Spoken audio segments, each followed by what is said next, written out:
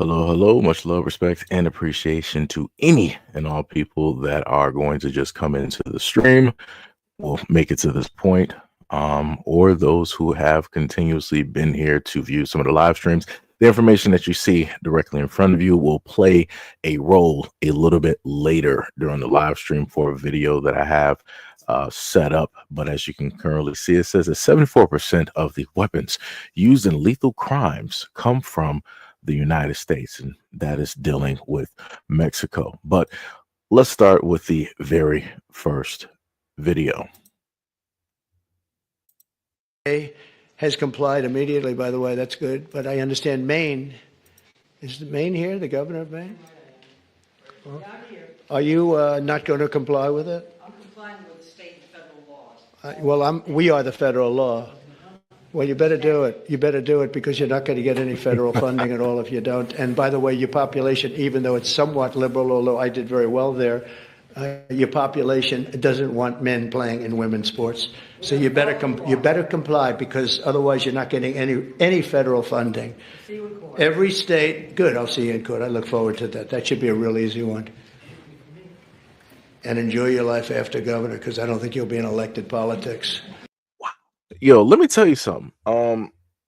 As a Black American, I want to state, right? Much love, respect, and appreciation to Child for subscribing, and shout out to anybody else that just recently subscribed to the platform as well, to any which one, to the original channel or to the second coming.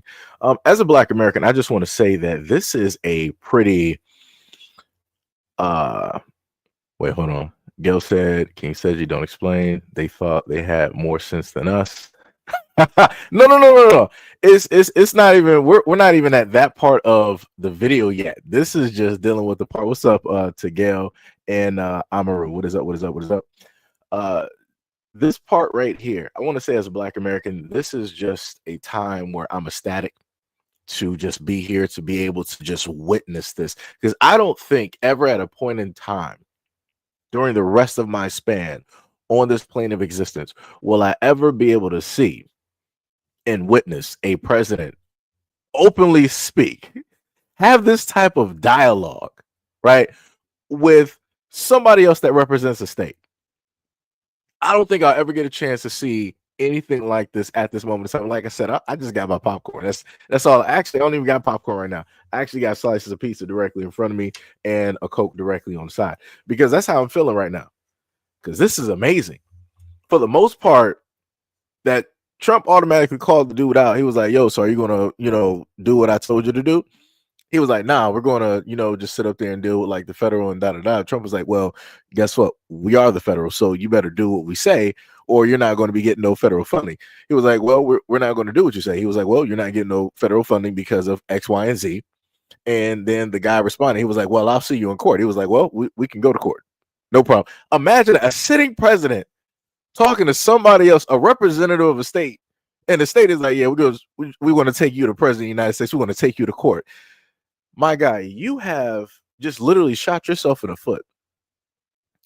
You're literally trying to tell the president of the United States that you're going to take him to court. You're going to sit up there and also win against the sitting president of the United States in front of all of these people and cameras. You have to be one of the boldest fools directly out here, or you have to be a very confident fool. Either one or the two, you're still a fool. Because that's stupid. And then Trump responded. He was like, well, after this, pretty much I can bet that you're not going to have a political career or whatever you're doing. It's not going to be this. And he's more than likely right. Because nobody is going to want to side with somebody who openly wanted to go against the president of the United States. Dude just got literally into office. And this is what you want to do. You couldn't even just decide to do this behind closed doors or whatnot or whatever. You decided that you wanted to stay in front of everybody like, hey, everybody, I'm the representative of this state, and I'm going to sit up there and take the sitting president of the United States directly to court. You a fool. You a straight fool. Straight fool. That's crazy. That is crazy. But like I said, this is beautiful. For me, this is beautiful. I'm just sitting back and I'm enjoying this. I am just watching people just lose their minds, people not knowing specifically exactly what to. It's a very awesome time period at this moment in time. Very awesome time period. Now, Gail, this one was what you were specifically talking about. My mom just got deported. My mom just got deported.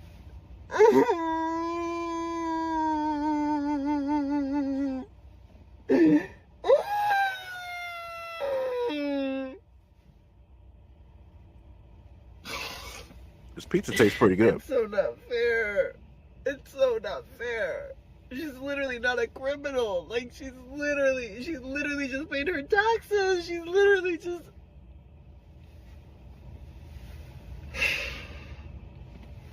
We're not safe. I need to get some more Coke. Safe.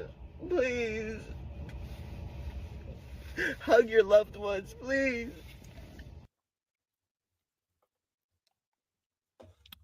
That was some good Coke. Who said they were eating pizza too? Yeah, I'm right there with you. Oh yeah, just got my pizza today. Tastes great. Awesome. It's a great Friday. Happy Friday to everybody as well. Happy start to the weekend and whatnot. Hopefully everybody having a good day off, or just getting in home from work or whatnot. Be safe, going to and from and back and forth and all that good stuff. Get your feng shui directly in order. Tippy, you actually did miss out. We just started. So I'm proud of you, because I was looking for you the last live stream when I was talking about, the video game streams. When I was looking for you, you were nowhere to be seen. I'm disappointed. I am disappointed. But to this whole thing here where this guy is crying and he's basically stating that, yo, mom got deported, boo hoo hoo, yada, yada, yada, all this other type of good stuff. I just want to remind people, Black people try to tell people. I know Gail was like, don't explain nothing to nobody. I have to, Gail, for entertaining purposes. And this is how the live stream goes. You already know this. You've been here for years. But we told y'all. We tried to fight with y'all. We tried to be side by side, right? The main thing that people said, black and brown coalition, brown and black coalition, rah, rah, rah, rocka, rocka, rocka, all that good stuff. And, this is the thanks that we got. People decided that they wanted to do what benefited them. Because as I consistently told people with factual history that, hey, a certain demographic out here, or multiple demographics, actually consider themselves white and or Caucasian. So because they feel that they are honorary white, because they feel that they fit side by side, right, with the main power structure that is here, they decided that, hey, we're better than everybody else. We're going to vote along with them because they are us and we are them. And we're going to make it, and everybody else is going to fall to the wayside. And look who's falling to the wayside. Look whose families are getting pulled apart. Look whose families are being destroyed. Look whose families are being separated. Look whose businesses are being uprooted. Look who's being told to go directly back to where it is that you came from. Look at the type of disrespect that these same individuals are getting, even though they voted directly for this disrespect, while Black people sat there and told them, don't do it, don't do it, don't do it. Fire means hot. Hot means fire, right? We did that. Nobody wanted to listen. So here we are, place to place, or face to face, because together we're silver spoons. I guess obviously not, because one spoon is white and the other spoon is gold. I guess you can guess who's white. So yeah, it is what it is. It is what it is. Again, we tried to tell people. We really tried to sit up there and tell people. Speaking of which, the funniest thing, let me actually go to the tail end of the video, because there's a video I wanted to slot in, but the way that this works, you put certain things in order and it stays in that order. So we're going to go to this next video that has to do with this, right?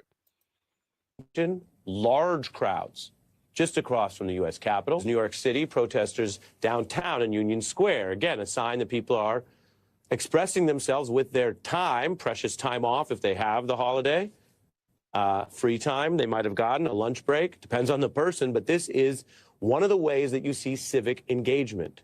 Places like Michigan, a smaller town of St. Joseph, where we saw people gathering, again, smaller crowds for a smaller area, but gathering even amidst the cold, showing their signs to passersby, drivers, etc. Miami, San Francisco, we're also seeing this across the country today. Albany, Portland.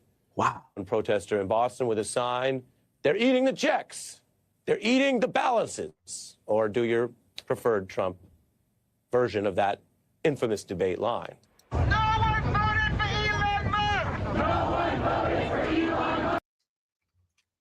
Now, I heard that people had a problem with this administration, right? And rightfully so. Now you see all of these people having issues, having problems, and I'm just wondering, right? This is just a question. So for all of the people directly out there that we normally see, right, that has a issue with the Trump administration at this moment of time, I'm trying to hurry up and just like get this together real quick because I'm doing this, live. So I got to hurry up and try to edit the photo, make it look real nice and everything like that for you guys. So let me just post this real quick up here. Right. So the main thing that they stated, Doge, right, which is Elon Musk. Doge is also, a cryptocurrency as well. Right. A lot of people ain't paying attention to a lot of things that are taking place. And again, this is why I try to tell people about cryptocurrency. I told people about Fed now and everything like that. So a lot of instances, they will put things directly in your face to tell you certain things so that you can't sit up there and say that they didn't tell you. So this is one of those ways that they're telling you about digital currency and all this yada, yada, yada. And I just want to, before people start writing that, oh, digital currency is the devil, all currency has already been digital. Your bank account is digital. Your credit card, digital. Your debit card, digital. Any apps that you use, digital. Google Pay, Apple Pay, digital. It's great that you may have a physical dollar, but that dollar is only as great or has a value if the United States government says it, or if the value of oil stays at a certain value. If oil goes to zero, the United States dollar goes to zero because it's not backed by gold or silver. So again, automatically your money has been already digitized. They're just now getting you up to speed, now getting all the systems and the checks and balances and everything that they need to do a go ahead. But besides that, this is the main thing that I wanted to put directly in front of you guys, right? And this is a what if, this is a potentiality, right?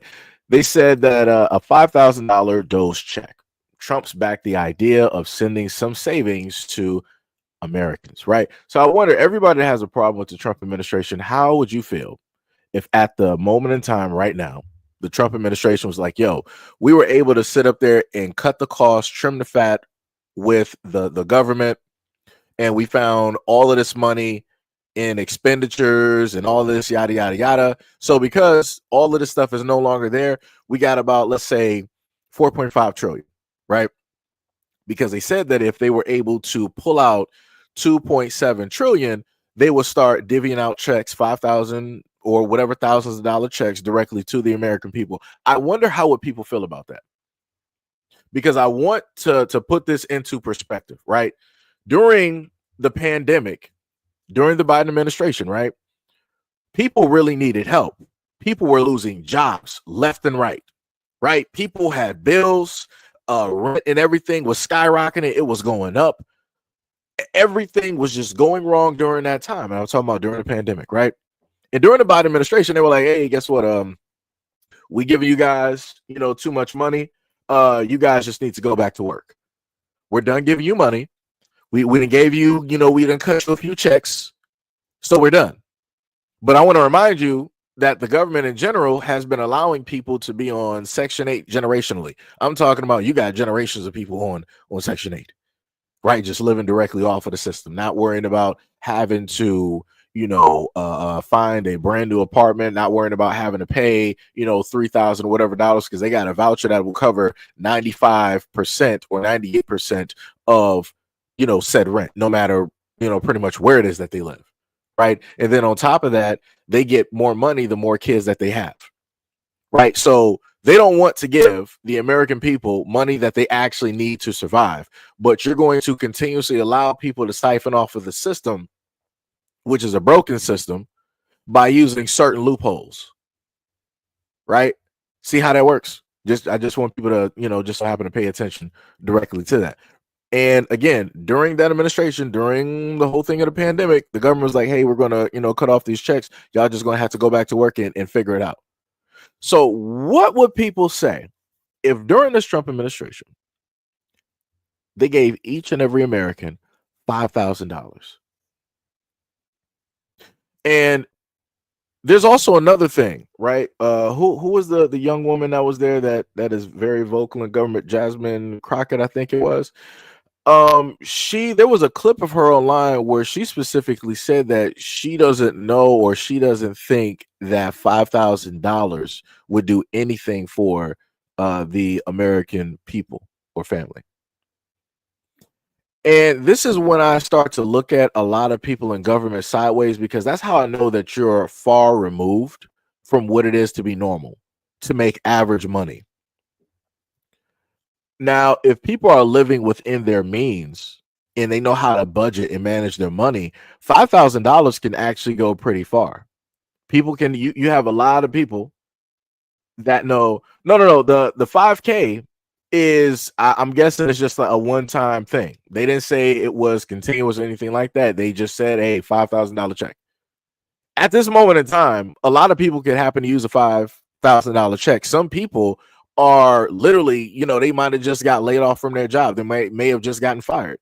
And it takes a little bit of time, because I know it takes a little bit of time to actually get the assistance from, being fired from your job. Now, again, for those who quit their job, that's on you. You didn't did a whole different route, and you got to figure that out by yourself. But if your job fired you, then guess what? You can, get a little bit of money for a few months, I think maybe a year, to figure out what it is that you need to do. If you have $5,000 directly to that, that would help out a lot of people. That would also help out a lot of families, because again, a lot of people are struggling just trying to make ends meet. And I'm talking about the people who are managing. I'm talking about the people who are adamantly working, adamantly going out and seeking jobs, getting employment, working 2 to 3 jobs, putting themselves directly through school. They have, a family. I'm talking about those things. I ain't talking about people who are bums, who are just lazy out there and they not trying to do nothing with their life. I ain't talking about them, because those are people that don't know how to manage their money. They don't care about nothing. They don't even care about themselves enough to actually get up and do something. I'm just talking about for the everyday working person. That's all I'm saying. Gail said $2 is better than $2 is better than 0. Yeah, that's true. That's 100% true. Get notice said cut the check. Sam said they're talking about giving a percentage of fraud money back to the American people. I think it's about 20% of it. Yeah, because it was a lot of money mismanagement. And this is the thing, right? And again, I'm not for either side at all. I've openly said this directly to people, so this is not me trying to mislead people, yada, yada, yada, all this other type of good stuff. If people actually check my record, I was doing stuff directly in the Biden administration. And you also check again, when Trump was first in office, I was doing stuff during the part when Trump was directly in office and pointing out a whole bunch of stuff too. So just sitting up there saying I tried to be directly in the middle, as much as possible, right? But wherever that there is some type of, in a sense, a look of positivity where it can actually benefit and help people, I'm all for it. Because at this moment in time, and I've told people countless times, if you have money, this is the main time that you should be really counting your ducks. This is the moment in time that you need to be educating yourself financially. If you are financially illiterate, this is the time to start watching any type of YouTube videos, TikToks, or whatnot, or whatever, so that you can prepare. Because they told you this back during the pandemic. They were like, hey, there's going to be a huge transference of wealth. There's going to be a point in time that there's going to be a major transference of wealth. They told people this ahead of time. So it's either you're going to do what it is that you need to do, you're going to forego deciding that you're going to, watch whatever movies that you want to watch whatever TV shows, going out there buying, liquor, going to strip clubs, going out there to normal clubs, going out there to other engagements. It's either you forego all of that and educate yourself so that you can be financially well in the future, or you can do point B, where you just do the exact same thing that you do and you're going to be struggling far worse in the future. Like I said, and I've tried to point this out to people for years, But again, you know, those live streams, those videos, you know, got little to no views. People really didn't want to listen. People really didn't want to pay attention. A lot of people rather debate and would rather question, want to start bringing up Bible verses and this, that, and the third versus paying attention. So like I said, we are now at a point in time. This is 2025. I told people about 2025 as well. People didn't want to sit up there and listen. So here we are. And around the horizon, we got 2030. And then around that, we got 2035. So the timelines are already starting to line up. So it's going to be a wait and see on what it is that people want to specifically do. I'm just going to tell people this. If at any point in time that this government decides that, hey, we're going to give money back to the people because of the mismanagement that was taking place, you better be making sure that you educate yourself before you allow that money to run through your fingers, to run through your hands. Do not allow that to be liquid money. You better do whatever you need to do to invest that money so that your money, as Mr. Wonderful would say, would bring back friends. If you decide to get that $5,000 and you want to spend it recklessly, you want to go on TikTok and start flashing some bands like you just made a quick lick. You want to go on IG, or you want to start trying to do this, that, and the third to show off, to keep up with the Joneses. You a fool. You a straight dumb fool. And you're going to be just as broke as you was before you got that money. Even worse.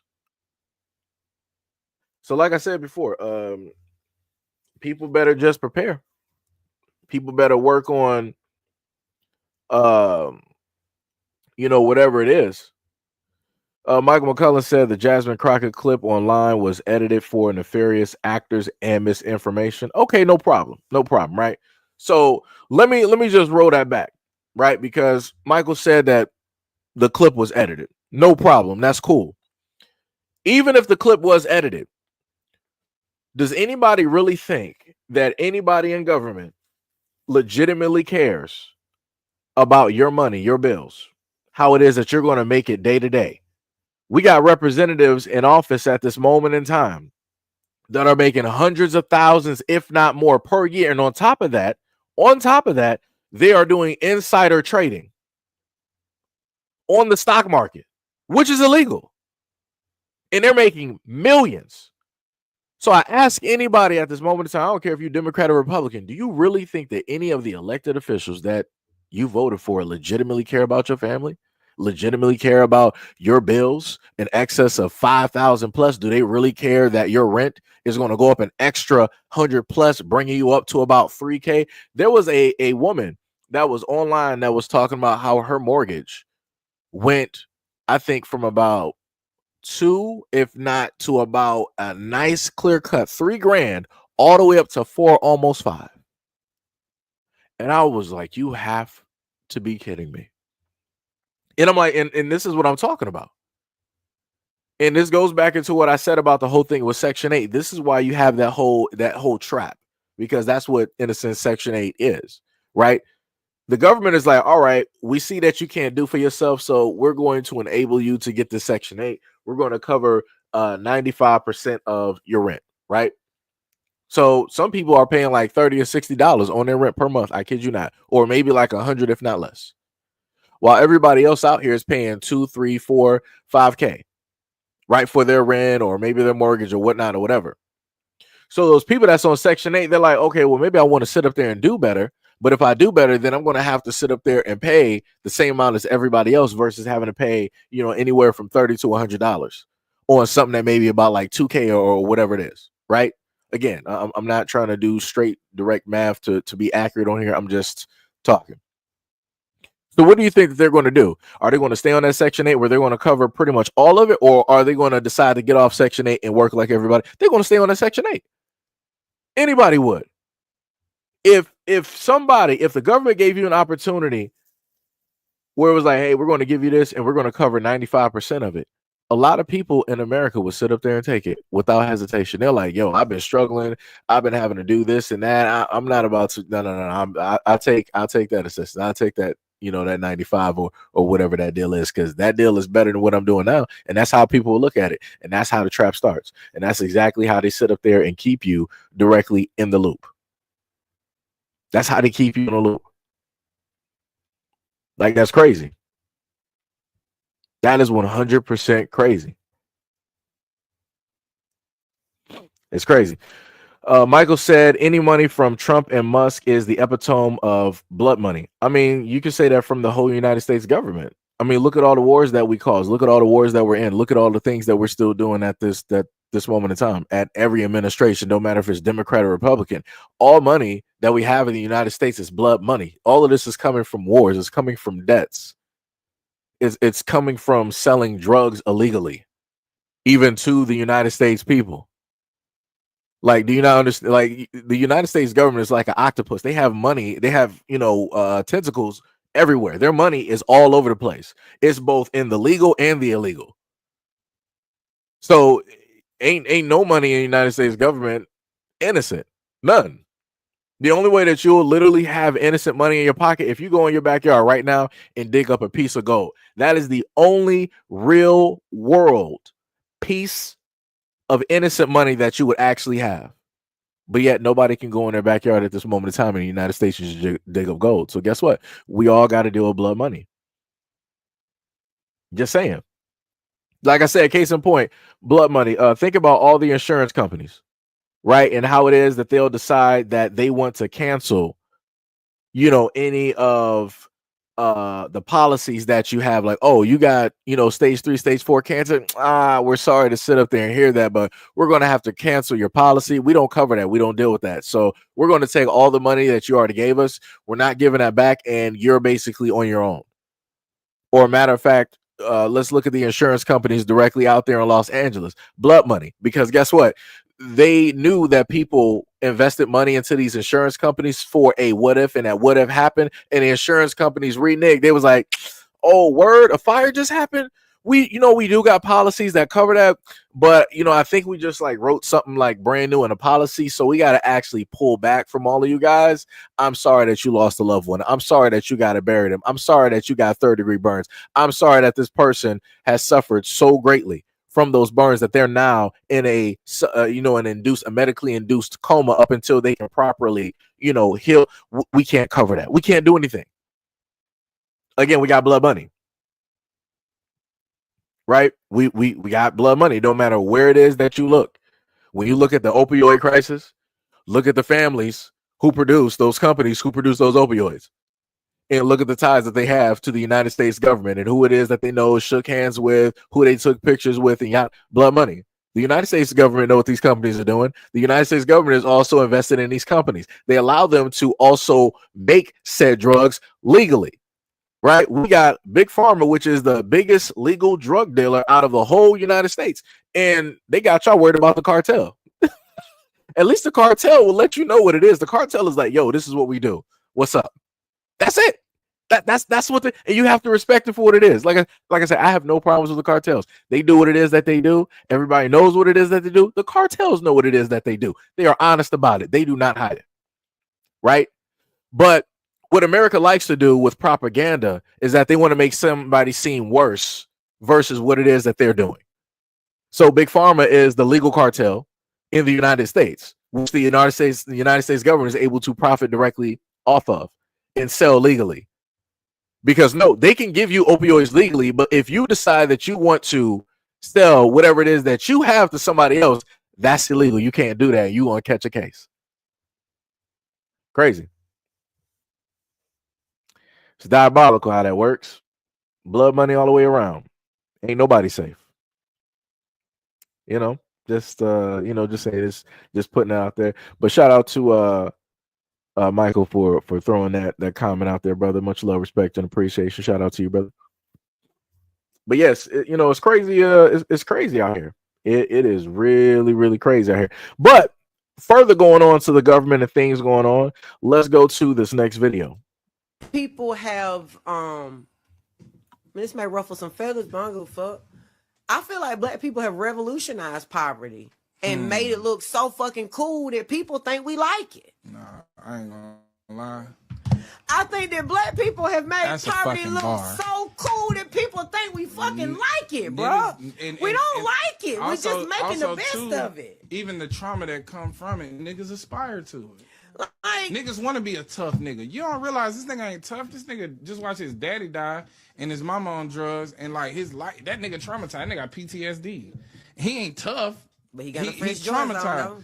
though. And to the point where a nigga could grow up in a home like this and aspire to be from the projects. It's because, unfortunately, people think that blackness is tied to poverty. Facts. They think that the black experience is being poor. That's why when you have others who equate poverty to being black, Yep. oh, I don't have any privilege. I grew up poor. Why the fuck do you think? Because you've been broke that you know what it feels like to be black. No, you don't. You've just been poor. Well, I think that those people that say they're just liars. It's just like cut I and think dry. that, like I said, we've made poverty look so easy True. and so cool that they think that Well, it's we just are synonymous. cool. You're not gonna take Correct. the cool. You're not gonna take the This rhythm. is for the cool. Yeah, you're not gonna Shout take out the to rhythm Big out Pastor. of black people's steps. You're not gonna keep black people quiet. I Well, think we're always going to be too loud when we were never and meant to also be heard. too, and you're never gonna stop us from being creative. So we're gonna find ways to express. And it, just as much as you're gonna have somebody that is gonna be critical of America, you're gonna have somebody that celebrate their neighborhood. Yep. And both things exist. And I think that you get into glorification when you got record labels Yep. pretty much creating a blueprint for what our music should be. 100%. And they putting it in a spreadsheet. This does well and this does And well. they got a checklist. And they got a checklist, and these words have to be mentioned, and this is the subject matter. And you're gonna tell me blackness. And you're gonna tell me black. That's facts. There is not one part in that clip that I disagree with. Everything was 100% factual. And the problem, again, with it is, going back to the last part where he was talking about the checklist with the record labels, is people got to realize that we do have, in a sense, of black culture, but the problem with it is that it's controlled and it's managed and it's monetized. So usually when anything is monetized, you're going to have the heads, you're going to have people that are on the board, you're going to have investors. And when you have that, that means that hey, somebody else has ownership directly of it. So if people take a look at it, like let's say like the Drake and the Kendricks directly out there, right? All of these, great artists, right? Everybody loves their music, yada yada yada, all that good stuff, right? Who pays them though? Who made Kendrick? Who made Drake? Who helps out with their management? Who helps out with their A&R? Who owns the studios, the record labels? Who's divvying out money from their bank accounts? Again, those are the actual owners. Because the other thing that we happen to have conversations about, when it deals with a protection of culture, we happen to state as the black community, hey, we want people to stay directly out of the culture. Nobody should be able to say nothing, yada, yada, yada, right? But the other main problem about that is that you have a certain group out here, certain people that have ownership over their culture. And not once has black people or the black community or black culture told them to shut up and to stay back from the culture, to stop trying to monetize that culture, right? We will literally go out here and tell everybody else, mind your business, get away from the culture, stop doing this, stop doing that. But we don't sit up there and tell the people who have ownership, who has monetized this culture, people who don't look like us at all, who monetize and in a sense have ownership over the culture. We don't tell them to get out. We don't tell them to sit up there and stop. We don't tell them to sit up there and shut up. We don't try to push them out. So it's like when you look at it, how can we say or claim, in a sense, a type of ownership when we don't really have an ownership? Right? That's like me sitting up there saying I have a house, like I got like a house that's like 100K, right? I own this house, but I don't own the land that's on it. See how that works? Whoever basically realistically owns that land owns that house, right? You're just in a sense leasing because they allow you on that land. If the person that owns that land tells you like, okay, I don't care how much money you basically gave me over the years or that you paid, we're going to bulldoze this house and you're going to have to find a new place to live. It is what it is. There's nothing that you're going to be able to do because they have rights. They have ownership over that land. They allowed you to lease for whatever amount of time. and they feel like they don't want to lease it no more. They want to give it to the next highest bidder. That's it. It ain't nothing you can do. There's nobody that you can sit up there and cry to. You know, it's crazy.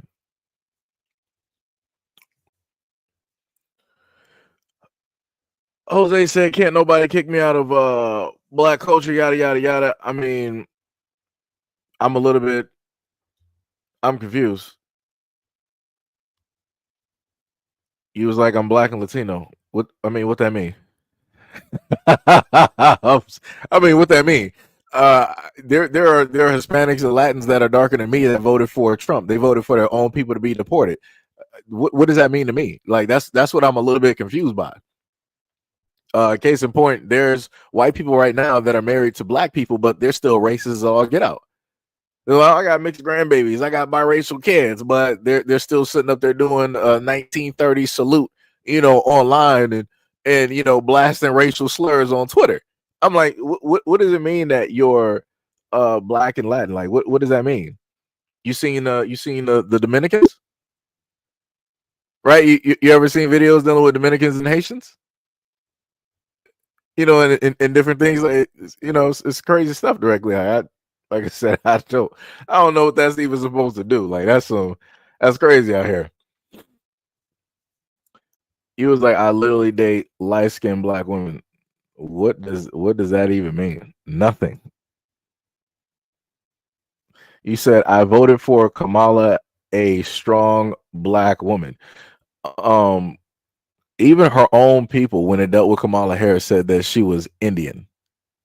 So you saying that she's a black woman, I guess people didn't pay attention. Like one of her own people, and she didn't correct him.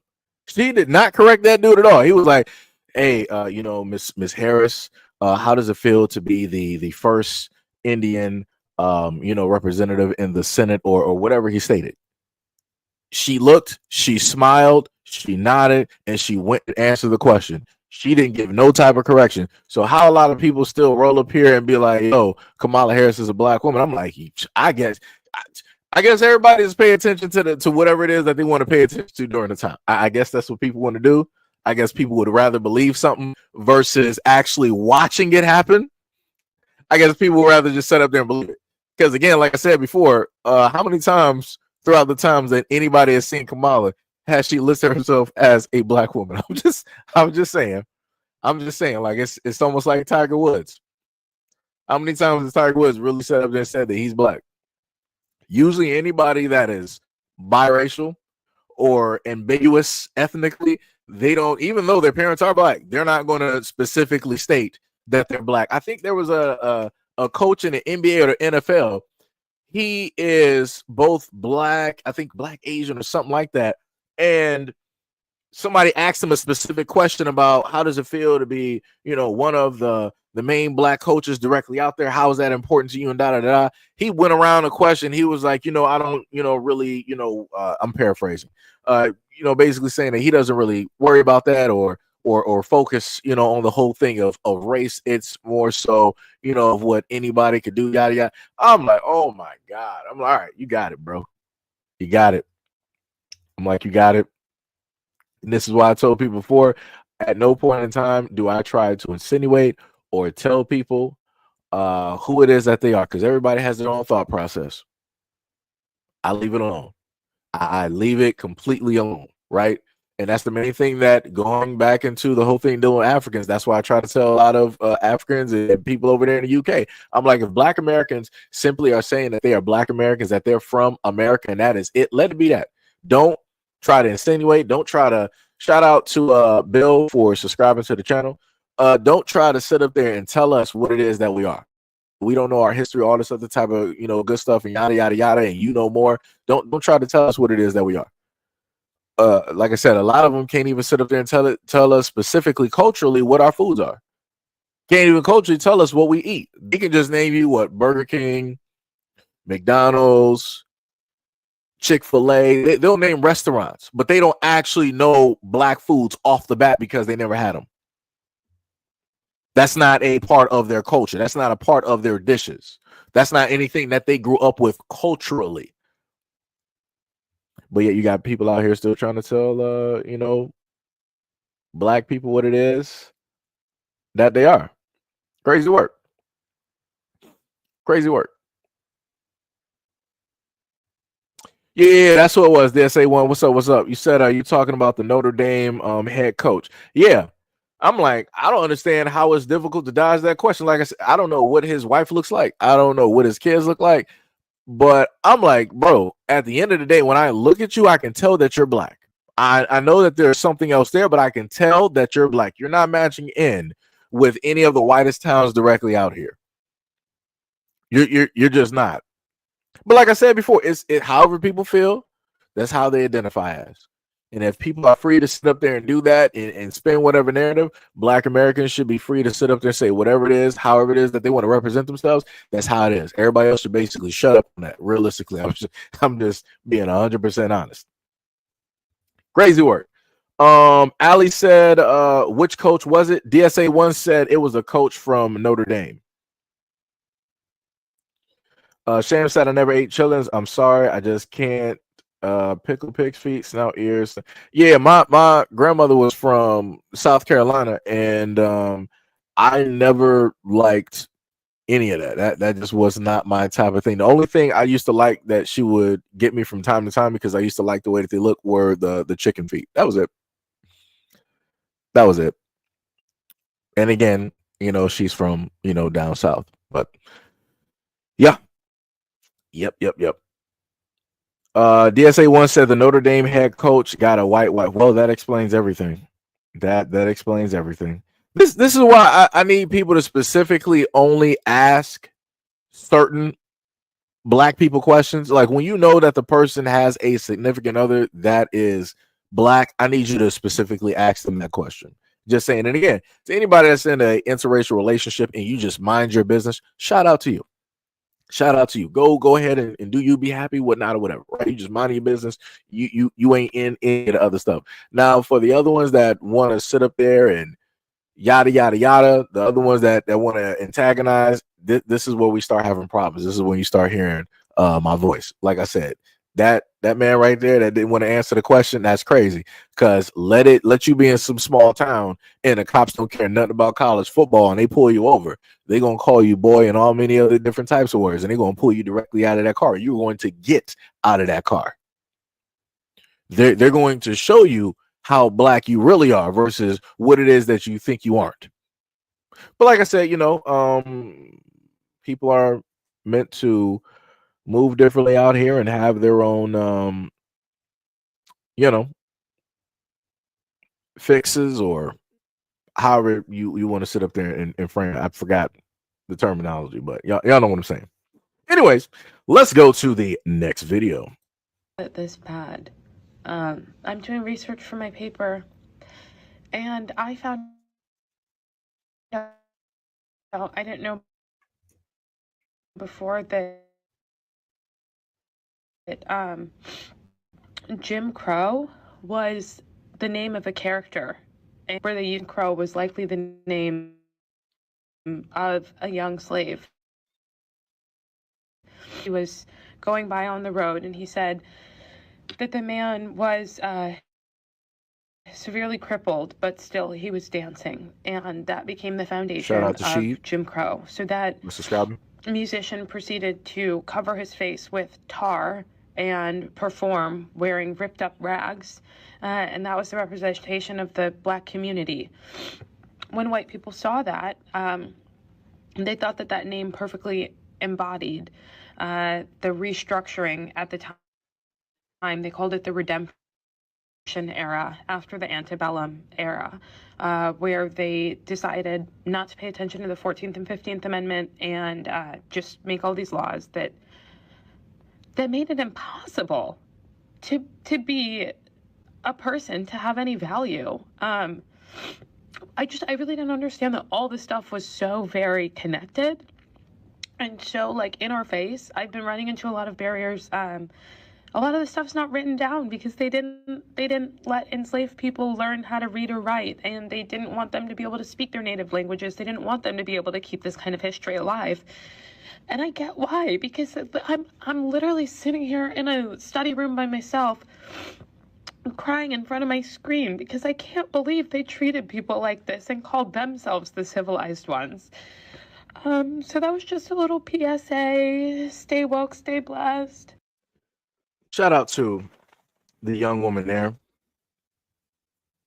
who was doing research and, you know, on top of educating herself, trying to educate other people. And again, this is somebody of the younger generation, which I love to see, you know, things like this. But the craziest part is that she didn't even make it to the worst parts. That was just that was a delicate and easy part. That was the nicest part for all intents and purposes. Because some of the books that I have, it is clear cut, vastly different the things that people went through, the horrific experiences that people went through. She didn't even touch on the fact of, you know, slaves, you know, their hair being used directly for chairs, where they would be used for book covers, for leather of shoes, for lampshades, earrings. They'll be used for cooking oil, elixirs. There's a variety of things that would take place. She didn't even make it. She's at the air around a very large Mount Olympus iceberg. When I mean Mount Olympus, I'm talking about Mount Olympus that is located on Mars. I'm talking about it's that big. That's how big the iceberg is. She is at the air around that mountain. This is why I've stated to a lot of Black people before that it is very important to teach your kids history. You should never realistically depend on a school system that was not built for you, not built by you, not empowered by you, not funded, right? Where a lot of you are not even educating the kids there. You should never depend on that system to teach them your history. You as a grown adult should be buying books and educating yourself. And then by way of you receiving the education, now as a student, you now become the teacher because now you have a child. So now as that student that used to be student, now a teacher, you now educate your child as a now brand new student into this world. It is your job to do that. And then once you educate your child at home and they go to school, they're going to start to see a lot of discrepancies. They'll be like, yo, so they're going to start asking a lot of questions. They'll be like, yo, I learned from this book that I read at home that such and such and such was going on during, you know, the United States and happening to slaves. But when I read this history that you guys wrote, all of that stuff is left out. Why is that? And then you're going to start to see the teachers either A, dodge the question, B, they're going to give up some type of excuse, or C, they're going to start to state because your child is so smart and educated from home that now your child is problematic and they're asking too many questions, which is causing a disruption in the education process of which they're trying to deliver to everybody else's child. Any one of those three are going to happen, or all three of those are going to happen. And those three things always happen to Black kids. Because I want people to realize that the Black community are the main ones that always talk about the accuracies of history when it deals with us. Nobody else is really talking about this. Right? Nobody else is really trying to carry on this conversation. Nobody's trying to really shine a big spotlight and yada, yada, yada. Everybody else pretty much got in where they fit in and they're cool with it. No matter how the history is written, it's whatever. Maybe a little bit when they feel safe, when they feel like they got enough money, enough position, enough room, maybe then they'll lay something on the table like, all right, we got, you know, some problems with this. But other than that, people ain't really saying nothing. But up until recent times, due by the effect of the energy of Black Americans, you start to see everybody else wanting to start what? Talking about slavery. How do we get here? I ain't never, because whenever Black Americans talk about slavery, everybody like, oh, you're victims, you're victims, you're victims. All you guys want to do is be victims. I'm like, okay, cool. If we're trying to be victims, then why would you want to list that the Irish and the Scottish were slaves? Why would you even try to bring that into the conversation as if you're trying to say that to shut black people up? Like, oh, well, you think that you were only slaves? Scottish and Irish were slaves too, and I have Scottish and Irish ancestry. Okay, and take that up with the people that enslaved your people that allowed that to happen. Take that up with them. Why are you bringing that to the forefront of black people? That has nothing to do with us. Good job. Play again. GG. Like it's crazy out here. It's crazy work. But like I said before, a lot of people want to try to make it seem as though that black Americans always want to be victims, but we're the main ones that always brings a presence to these topics, right? Whenever we happen to talk about it, we give it enough energy and enough light where everybody else is like, you know what? We've been wrong too. We want to sit up there and highlight this too. It's basically, I put it to the extent of like the Black Panther effect, the Chadwick Boseman, where the dude played the role so great that in life people looked at him as a king, that he played the role so great in that movie that it empowered other people to feel proud about their culture, to be proud about everything and all of their traditions, their natural garb. Like you saw Asian people wearing their stuff to the movie theaters. You saw Africans wearing their stuff to the movie theaters, and so on and so on and so on. And there was a lot of people online from different ethnicities saying that that movie made them proud about their culture and their heritage. That's crazy work. Think about that. You got a Black American that played a role of a fictional character so good that it empowered other people and gave them pride about their own culture, which they should have already had within themselves. It's crazy. Crazy. But like I said, a lot of people want to sit up there and say that Black Americans don't, move, and we don't do this and we don't do that and yada, yada, yada. Matter of fact, let me just actually fly to this next video because that fits directly into this and something else that I brought up.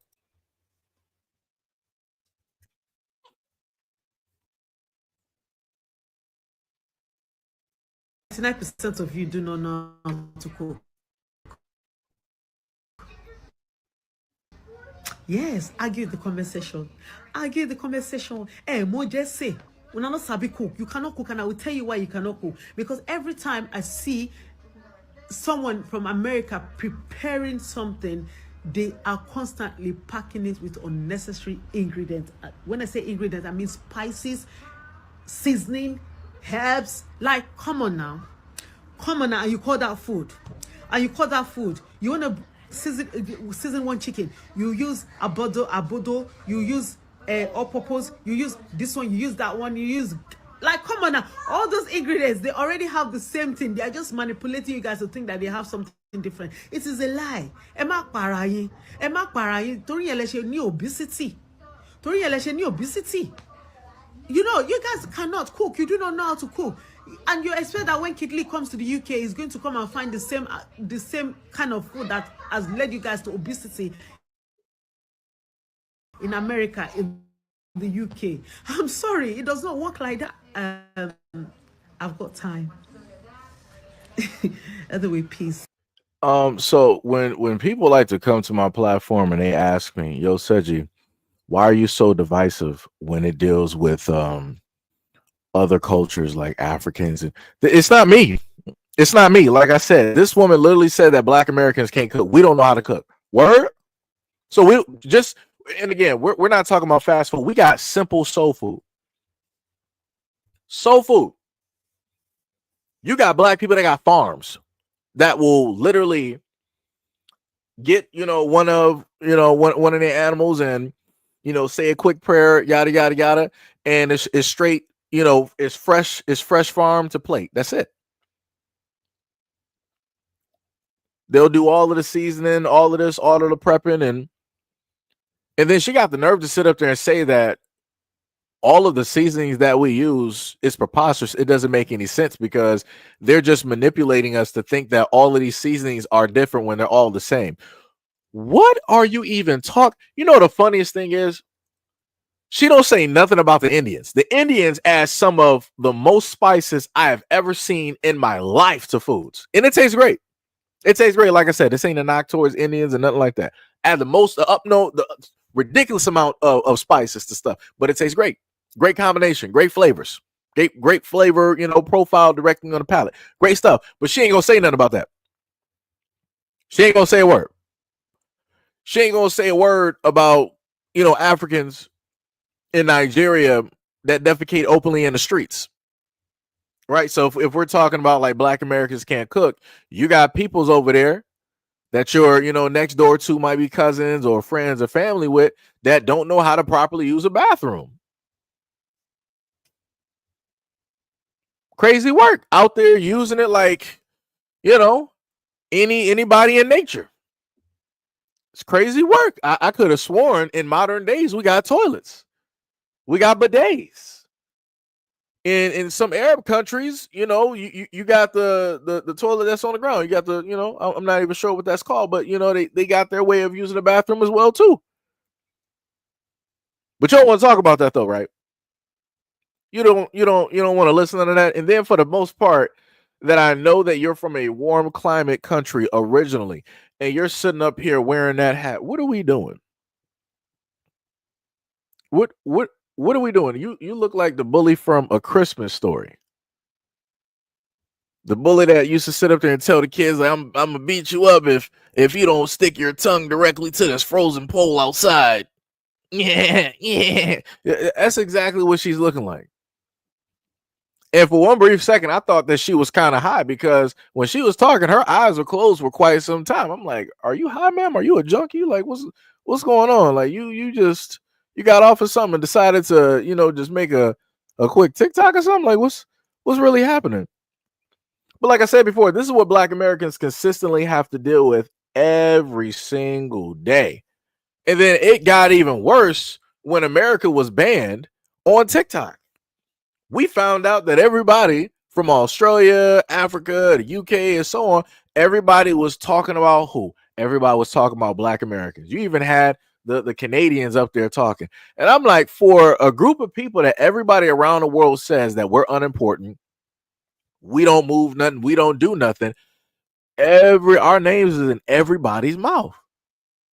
If you Canadian, you should only be worried about whatever it is that you do every single day. I don't know what that is, but whatever you do in Toronto, Quebec, Alberta, right? Worry about what you sitting up there doing in that cold climate. Go out there, ice skating every single day, even during the summer. Go out there and ice skate.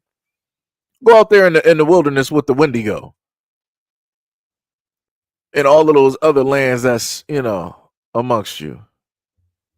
If you in the UK, you should be worried about the tube and what somebody might have put directly in your boot. You should be worried about the next queen after your previous one already passed, right? Because you pretty much don't got much else. As the other young man has stated before, in the UK, there is no black dishes up there, none. You have whatever it is, whatever culture of eating that is there from the UK, or whatever it is that you bring directly from your home. But nationally, you don't have that. But Black Americans do. We have a food culture here that we created, that we harvested, that we nurtured, that we supported, that is still here to this day.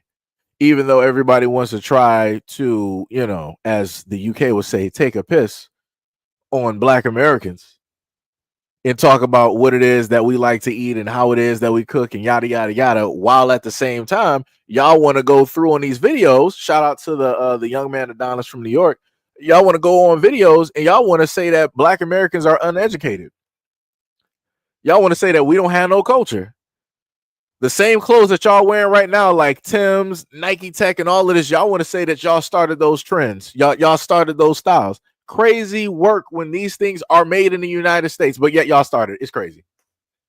Like I said, the mental gymnastics that people do to try to make it seem as though they're more important than what they are is hilarious. It's hilarious. Some of them even feel that UK started rap. It's crazy work. It's crazy work. The young man Adonis sat up there and showed a video of somebody from, let me see if I can actually pull that video. Because what this African said was crazy.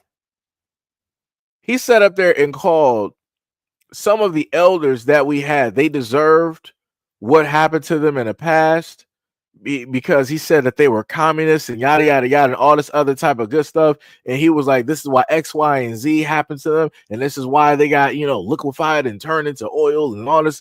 I'm like, and this is the disrespect that we be sitting up there talking about. This is why we have problems with Africans. This is why we got problems from y'all up there in the UK, because y'all don't know how to just shut up. Y'all don't know just how to keep comments specifically and directly internally to yourselves, because everything that you want to say is not meant to be said. But again, everybody want to be on social media and feel like they should have room to have a voice.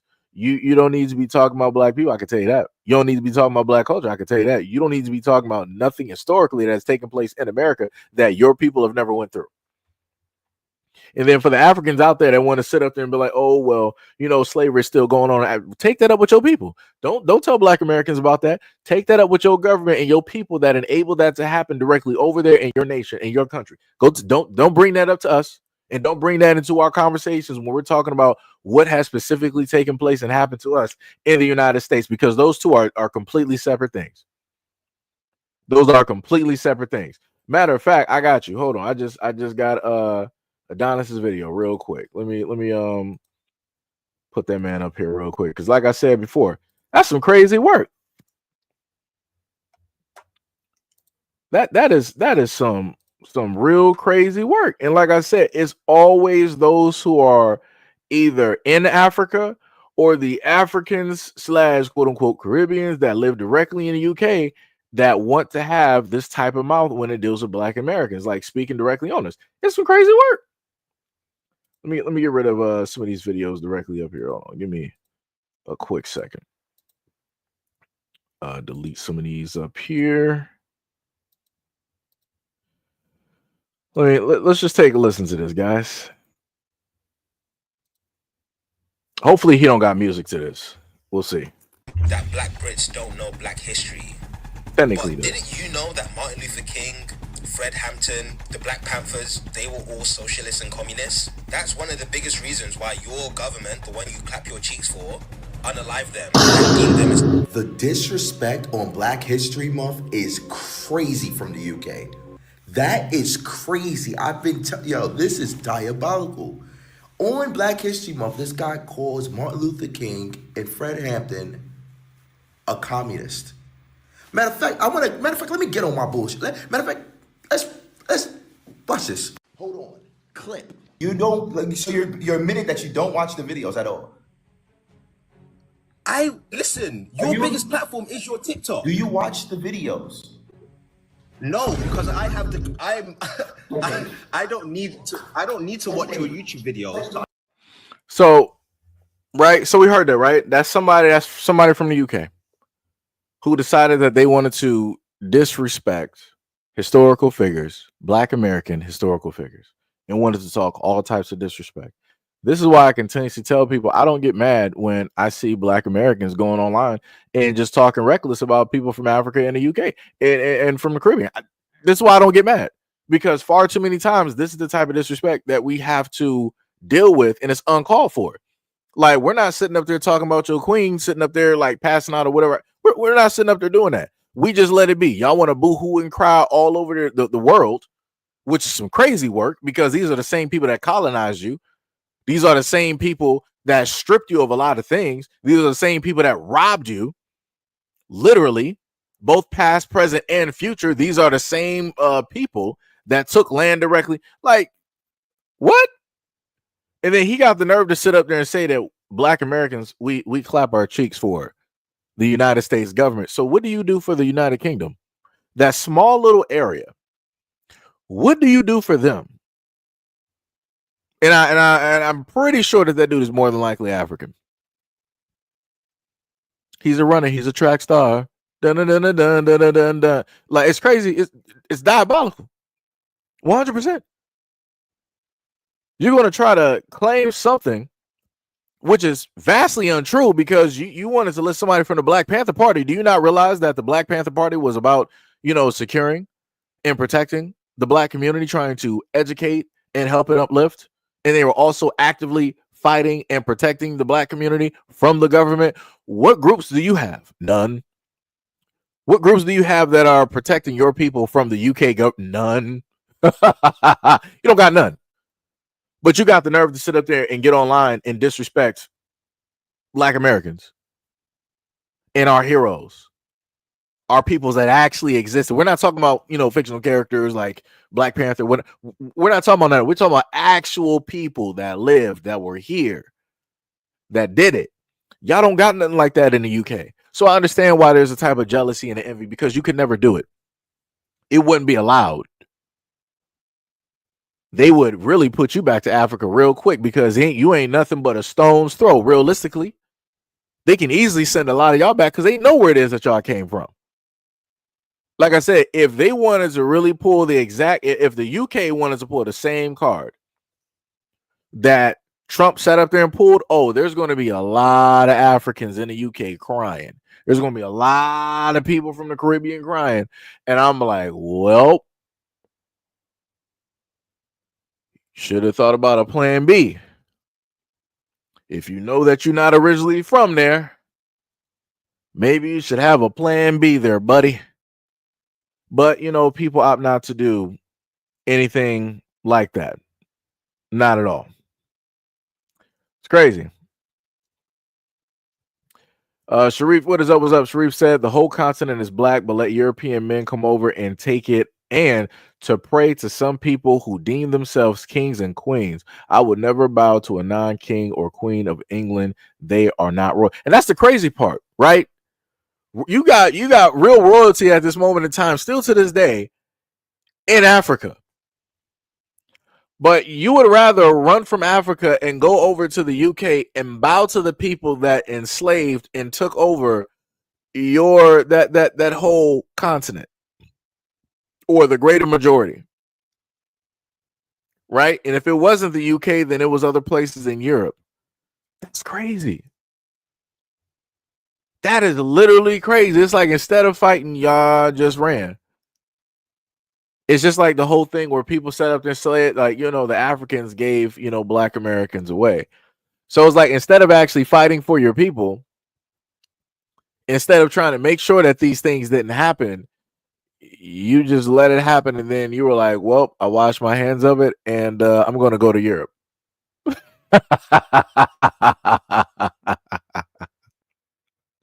Oh, man, this is crazy. This is wow. Like I said, shout out Adonis Live is his YouTube channel, and I think you might be able to find the exact same name for his TikTok as well. Like I said, that young man does a lot of great work. I realistically feel that he should be at 1 million subscribers on both platforms. It just should not be one thing. But like I said, he did the initial work. He left New York, if I remember correctly. He left New York and moved over to the UK to start specifically making content and engaging and educating. Like I said, that's some real footwork. That's grassroots. If anybody want to know what grassroots looks like, that's what that looks like. One-man army, where it's just him and he's going over to a whole nother land by himself. Dolo. That's it. Like I said, shout out to that young man. Shout out to that young man. But again, going back to this one here, I like I said, I don't even know what this is. I can pretty much tell you that she's wearing a hat because her hair is jacked up. I'm just going to be real. If you're going to sit up there and talk about black culture, you're going to talk about our food, I'm going to more than likely theorize that underneath that cap, it looks like a pickaninny. It looks like something that is reminiscent off of Mr. Popo off of Dragon Ball Z. If you don't know who Mr. Popo is, he is basically, in a sense, for all intents and purposes, he is a djinn. He is at Kami's lookout. He is the servant of Kami, right? And yeah, I'm just saying. I'm just just putting it out there. Shout out to Frieza. But yeah, it's crazy work. Crazy work. But let's continue. Oh, honey girl, as you desperately try to imitate black dialect, a culture that is clearly so not hold on, yours. let me freeze it so we can read that comment. I gotta actually blow this up. So the the thing that she's responding to here is that it says, so hey, how is it coming to an end? You never explained that one. Catholics believe that the Pope is a leader of the Catholic Church because Jesus appointed St. Peter to be the first Pope. The Pope is seen as a successor to Peter. Looking back over the last 1,000 years, it was white people who brought the world forward, gave us modern medicine, technology, higher living standards. If they come to an end, there goes the world. This was quite entertaining, right? So this is what this woman is about to expound upon and talk about. So let's get into it. It's quite amusing to watch your people constantly hijack, assimilate, and appropriate things that had nothing to do with, and yet you are here boldly stepping on my page to claim that white people moved the world forward with technology, modern medicine, and higher living standards. Bless your indoctrinated little heart. You've been hoodwinked, bamboozled, and thoroughly deceived, and I guess it's my job to lay some real history on you and slap you awake with undeniable evidence about your people. Let's talk about it. Historically, your people have done nothing but hijack history, erase it, rewrite it to fit your convenient Eurocentric narrative. Y'all even tried to whitewash Egypt, claiming that blonde-haired, blue-eyed, pale-skinned Europeans built the pyramids, despite the overwhelmingly historical and genetic evidence that Egypt was a black African civilization. And let's not forget the hilarious irony, y'all aren't even built for Africa. Modern pale skins have the highest cases of skin cancer in North Africa because your mutation was never meant for that land.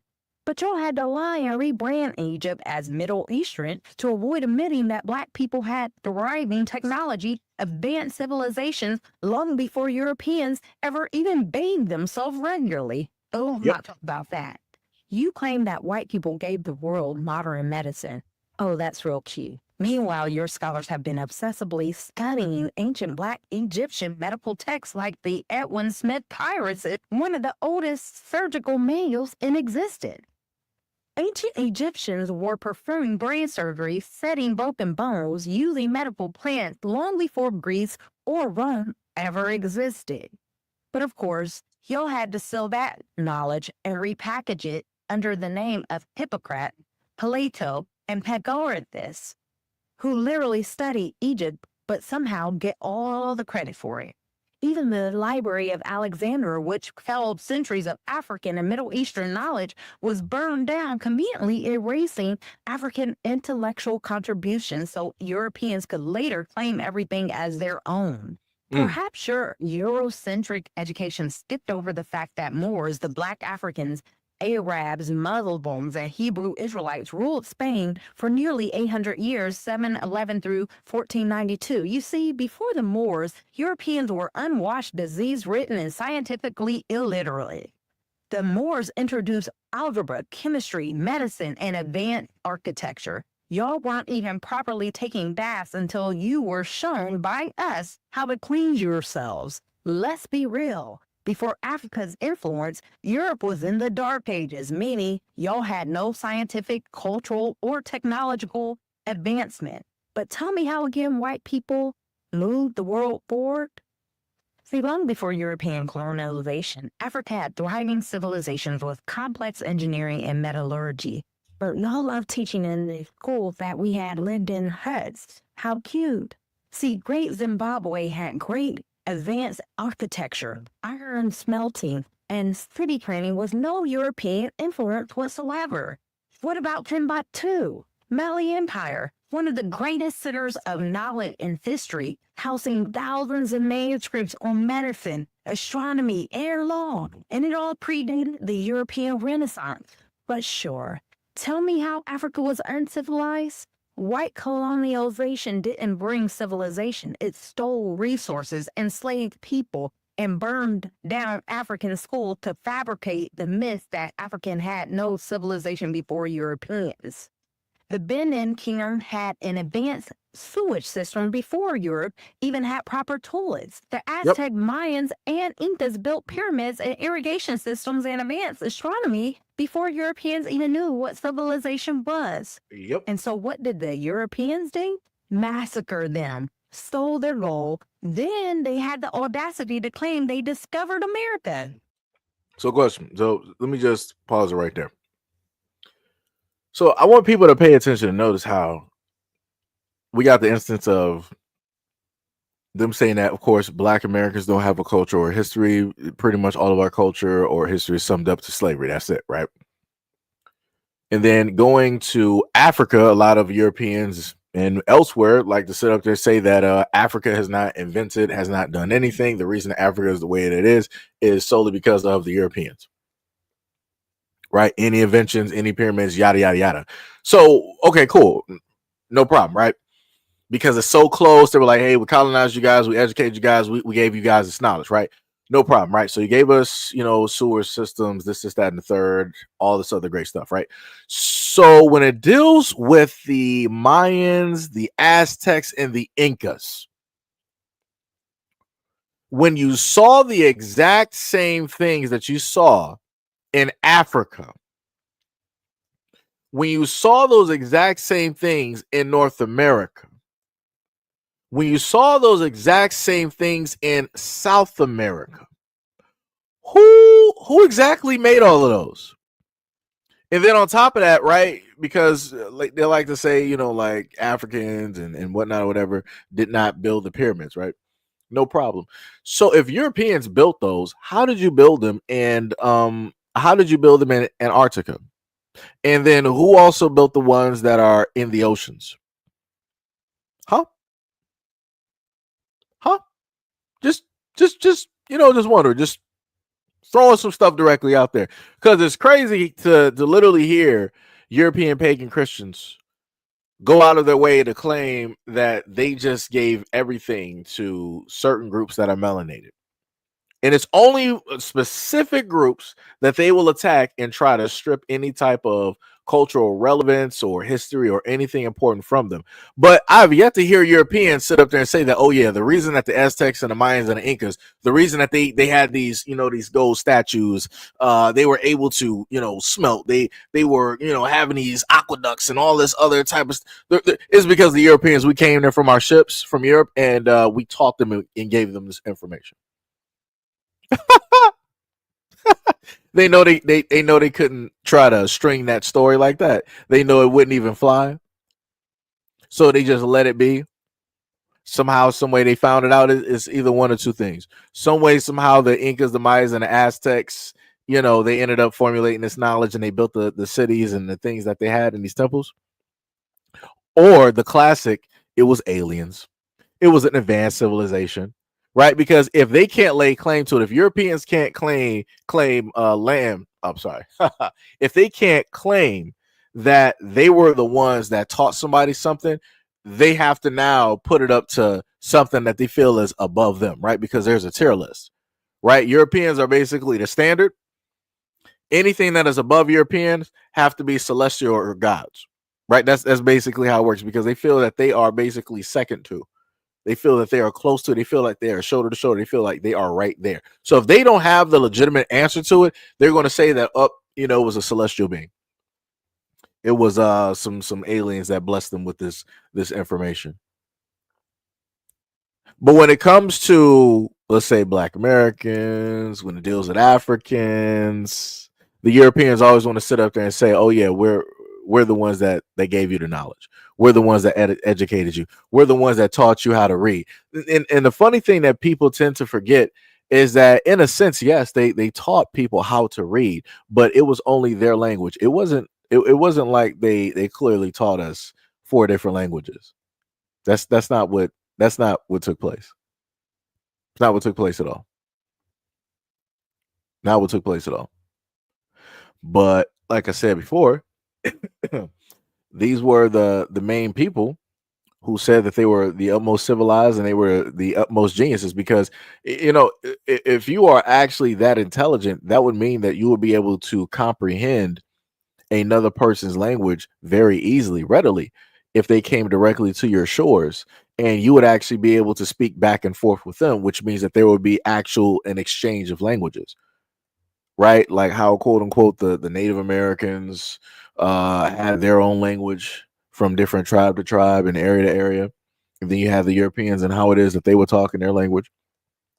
And then somehow, some way, people ended up learning languages somehow, some way. Right? Now, of course, in my mind, I'm like, okay, how this technically happened is that they had to have a bridge. A lot of the older folks who are of those populations are not going to be willing to learn or try to sit down and learn a new language. So the bridge, that gap, you would have to have the kids. The kids are very young and they're very impressionable, so they can learn a multitude of languages at a certain point in time. If you have a child from 0 all the way up until about, let's say, 12 or 14, that is the perfect time to teach them multiple languages. So those kids ended up being the bridges of the two cultures. And then from there, they started, using them as teachers to, further have kids out there that are bilingual. But by the time that you started having more and more of those kids that were bilingual, they started only having one singular language, which inevitably ended up being English, which means that those people who were once bilingual are basically gone now.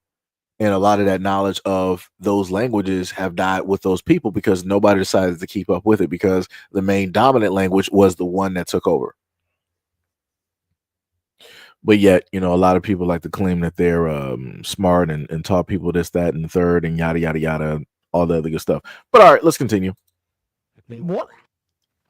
Oh, and speaking of Columbus, you might want to read Dr. Ivan van Sertima's They Came Before Columbus, because Africans had already been to the Americas long before 1492. Columbus didn't discover anything. He invaded, committed genocide, and aren't we doing that again here today, yo people? But history conveniently leaves that part out. See, Black people are the true innovators. What would America be without Black people? All right, it wouldn't exist because it was Blacks' enslavement of my people who sustained Southern economies through farming and agricultural innovations. It was Black purchasing power who still keeps this economy alive today. Benjamin Banneker, who actually designed Washington, D.C., a Black inventor like Charles Drew, who came up with blood banks, and Dr. Jesse Russell, who came up with cell phone technology, revolutionized medicine and communication. Hold on, let me go back real quick. Let me go back to that one person that she was on. It was Black purchasing power who still keeps this economy alive today. Benjamin Banneker, who actually designed Washington, D.C., a Black inventor like Charles Drew, who came up with blood banks. So think about these two people, right? Think about these two main important Black people, right? So you had Charles Baker, who came up with the blood banks, right? And then you had the Hella cells, if y'all know who I'm referring to. Please forgive me because my brain just lost her name. Somebody write her name for me in the comment section, because y'all know who I'm talking about. They literally took the woman's DNA, because she has literally what they would call the immortal cells. Took her DNA, and they sat up there and cloned her DNA. Never gave any type of money or anything to the family. And this is why we have vaccines. This is why they're able to make the medicines and stuff that they are still currently making at this moment in time, because of this one Black woman. This one Black woman. And I'm like, that's crazy work. So though, if you really want to sit up there and think about two people who really helped out Europeans, white Americans, you got that man right there, right? Charles Drew. And then you have the beautiful Black woman, thank you, Gail, Henrietta Lacks. Both dealing with blood. One for medications and vaccines. And then you got Charles Drew, which deals with the blood banks. Think about that. Think about all the wars that were taking place where all of the white soldiers were losing their lives. They might have been losing limbs and all of that type of stuff. And they didn't have the proper blood that they needed. Right? And the quickest way to basically do that, you would need a blood bank, because you're not going to be able to use, like the same people, just have them hooked up to somebody else, giving blood or however it is that they were doing it before the blood banks. You're not going to be able to sit up there and just, keep doing that. So you're going to need another method. Like I said, if those two people Just take them directly out of the equation and think about how the medical field would be at this moment in time without those two black people. It's crazy. But you got people, you got those up there in the UK, you got those in Africa, you got those in the Caribbean, you got white Americans, Europeans, you got all of these people that like to say that black people, black Americans have gave nothing to the world. Wow. We've actually saved a lot. Think about that. Think about just those two black people, and that's both a man and a woman. Basically, quote unquote, I'm just going to put it to this extent, Adam and Eve, right? Just those two people have enabled many upon many of hundreds of thousands of millions of hundreds of millions, if not billions of people on this planet. Just those two black American people. That's it. And that's not even touching into or going into the inventions. That's not even really going in depth about stuff that people use every single day, all day, every day. But like I said before, this is what people want to have you think, that, black people don't contribute. We don't do nothing. This, that, and the third. And like I said, but let's continue. And Dr. Jesse Russell, who came up with cell phone technology, revolutionized medicine and communication. Let's be honest, Europeans needed Africans to escape their own ignorance. During the Islamic Golden Age, African and Middle Eastern scholars preserved Greek and Roman texts, which later helped Europe escape the Dark Ages. Y'all were too far behind and too ignorant to understand science on your own. Without these scholars, much of what you call European knowledge wouldn't even exist. Even today, white nations continue to steal, kill, and destroy because it's all they've ever known. Didn't it say that their father was saying he's a liar? He's a thief? He's a stealer? Yeah. So when we talk about inventions, we're talking to people about cell phone technology. Dr. Jesse Russell. We're talking about refrigeration trucks with Frederick McKinley. We're talking about the traffic light with Jared Morgan. Find it hilarious that you have the nerve to defend white supremacy while sitting here enjoying black innovations, black culture, and black labor. Y'all thrive on what we do. See, here's the hard truth. Europeans didn't bring knowledge to the world. They took knowledge from others, erased history, and then pretended to be the source of civilization. But here's the best part. You will bow down to the very people that you've oppressed for centuries. It's written in God's word. And if you know anything about the Bible is true. So while you sit in your cognitive dissonance and delusions, the truth remains. Your entire legacy is built on theft, lies, and destruction. Thank you.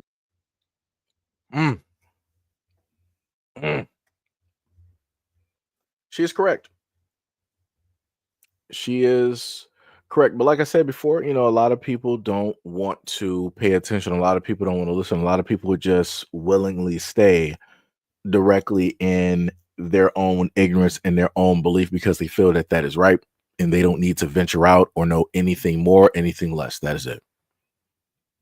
Like I said, I felt like she gave a very great response, a very respectable response, a very educated response, a very knowledge-filled response as well. Because if that woman, whoever that first woman was that she was responding to, let me just go back to that person there. If that person, that comment that she was responding to, if that woman wants to actually respond, she would not be able to actually make a full-on thought response because there's too much information to try to overlook and discredit, to try to not acknowledge in order to try to get to a simple point. And you'll have a lot of people that will try to do it. They'll just like overlook all of that stuff and they'll be like, well, that's great. Like, yeah, those people did do it. Not saying that they're not, but those are Americans. That's how they want to try to overlook stuff and sum it all up. It's like, I don't see race right now. I'm blind to it. All those are Americans. And that's the white version of basically shut up. Right? That's anytime they want to try to throw the we're all Americans, that's them trying to just get you to shut up. That's all it is. Because they're not trying to hear nothing else. That's the whole thing with the quote unquote DEI, even though again that didn't even affect black people at all. I think what was it? We were less than like 4% of anything dealing with DEI. But then that was the main terminology that people wanted to sit up there and throw around. And I keep trying to tell people, I'm like, yo, they're doing this because they can, for any words out there, they will just make black people the poster child in order for it to sell. If they use these terms continuously against their own people, nobody is buying the tickets to that show. Nobody's trying to see it. The media is not going to sell tickets to their own demographic, telling them how evil, how they're the greatest perpetrators of this, that, and the third, and all this. They're not going to do that because they know that their own people are not going to want to buy it. They're not going to sit directly in the seats. They're not going to buy anything at the concession stands and stay for the whole duration of that movie. They're not even going to make it to, the trailers. They're not even going to do that.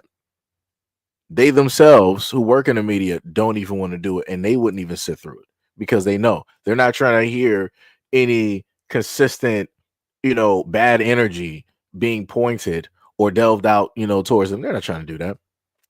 They are not trying to do that at all. But like I said, this is where we are. This is where we are. This is where we are. Crazy work. But boy, Jambalaya said DEI must die. The funny thing is, the DEI thing was primarily about white women and others. It has zero to do with black people. Affirmative action, it had to do with white women and others. It had nothing to do with black people. Along with some other things that they got rid of. It had to do with everybody else and white women. It had nothing to do with black people. It's crazy work. I really wish that people would actually realize this, because I even still see you guys, some of the fringe incel gamers that are online, and they like to throw around the term DEI. Oh, you got a black Captain America. Ah, look at this DEI Captain America. Look at this woke Captain America. Look at this DEI woke affirmative action BLM Marvel movie. Y'all just like stringing stuff together for like no reason. Like, it's crazy. And then, and the funniest thing is, talking about the Captain America movie, the Captain America movie is actually doing pretty decent numbers at this moment in time. Even though a month or two ahead of time, you had all of these white dudes online, all of these bots, all of these other content creators online. Oh, this is woke garbage. Look at this. Bring back Chris Evans. All this other type of good stuff, right? And I'm like, you do realize that in the movie, you had Chris Evans, old man Captain America, old man Steve Rogers. He decided to grow old after he was able to go back and spend time. I think he had a family or whatnot or whatever. And he sat there on the bench looking at the water, and he gave Sam the shield. That was him passing the torch. That's literally what it was. It was in the movies. It wasn't like something that they just decided, oh, we're just gonna pull this directly out of our. That's not what Marvel did. They literally gave it to you. They handed it directly to you. They showed you. And they showed you also the reason why Bucky did not get handed the shield. Bucky is still compromised.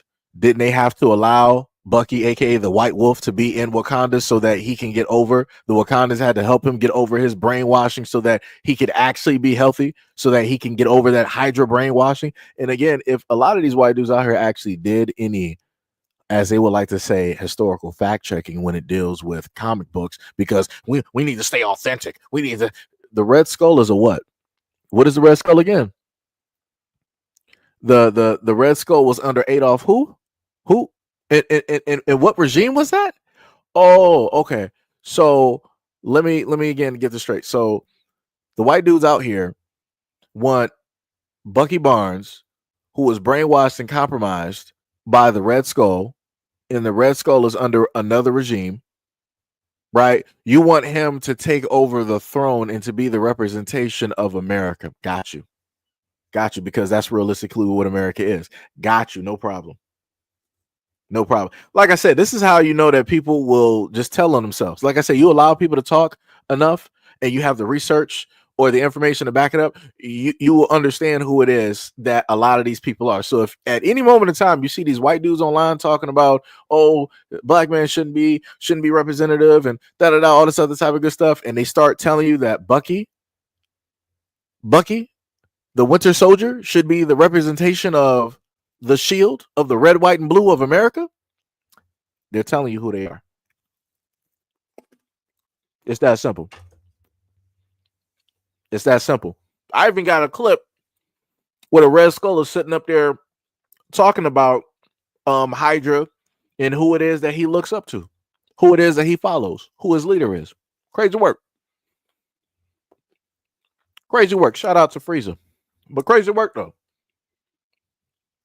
But like I said, you know, it is what it is. It is what it is. This is why I want all of these things to take place so that people can be emboldened and show the world exactly who it is that they really are.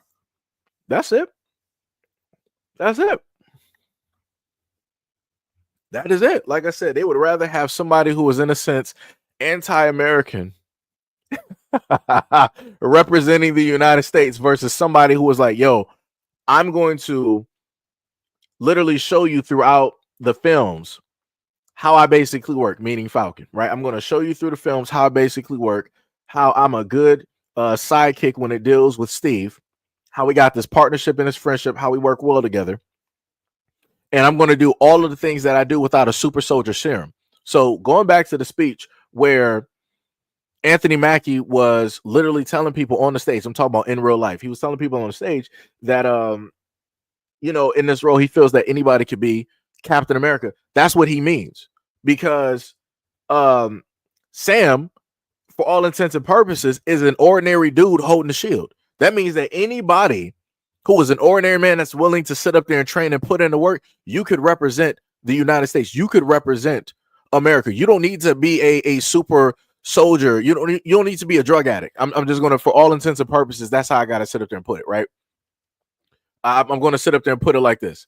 The two main drug addicts that we got when it deals with Marvel movies, you got the Sentry, who you're going to see in the Thunderbolts, and you got Steve Rogers. Both of them took drugs in order to become superhuman, in order to become gods, right? Even Bucky Barnes, super soldier serum, right?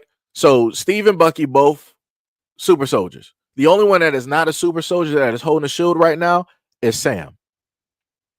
And he is doing everything that he can in order to, in a sense, represent what it is that his friend represented, to also represent, quote unquote, the United States, to also deal with the weight of people like literally telling him they broke the fourth wall when they had a conversation. If you go back and look at the trailer, when Harrison Ford, I think the sitting president during the time, he told Sam, he was like, "You're not Steve Rogers." And Sam looks at him and he was like, "You're right, I'm not." Right? That's fourth wall. That's them talking directly to all of these white guys out here who have a problem. This is how stupid people are, because they don't even realize it. This is them literally in the movie. Harrison Ford is representing all of those white guys. You're not, you're black. You're not Steve Rogers, right? I'm a white man that's sitting as the sitting president of the United States. And I'm telling you, as a white man, that you are not Steve Rogers. Steve Rogers is white, blonde hair, blue eyes, fair skin. You could never sit up there and be him. You could never be as great as that white man. And Sam was like, "You're right, I'm not." But like I said, it goes over people's heads. They don't even realize that they literally just answered back directly to you, and also made a joke out of it at the same time. Crazy work. Crazy work. Yeah. But yeah, you got two drug addicts that, you know, in a sense, held the shield. And you got one man that just did it straight off of gusto, off of moxie. Right? Sam is, in a sense, what Steve Rogers was back when he began in the army without the super soldier serum. Steve Rogers was a skinny kid. He was not even who he is at this moment in time. Like I said, he had to take drugs to get there. Literally had to take drugs, and people overlooked that. It took him to take drugs in order to become the perfect white boy, the perfect white man, the representation of America, or a certain race directly out here blue hair. I mean, blonde hair, blue eyes, fair skin. But like I said before, you know, it is what it is. But shout out to Isaiah Bradley, who was also in the movie. And again, I covered that back in Falcon and the Winter Soldier. And if people paid attention to Falcon and the Winter Soldier, a lot of the stuff that took place there in certain episodes, especially with Isaiah Bradley, you're going to more than likely see that directly in the movie. And again, this is for me just looking at the trailer. I have not seen the movie yet. I will. I haven't seen the movie yet. But looking at the trailer, I can see a lot of callbacks and whatnot directly from that TV show. But a lot of people didn't want to pay attention to it because they felt like, oh, this is woke, is this, is that, yada, yada.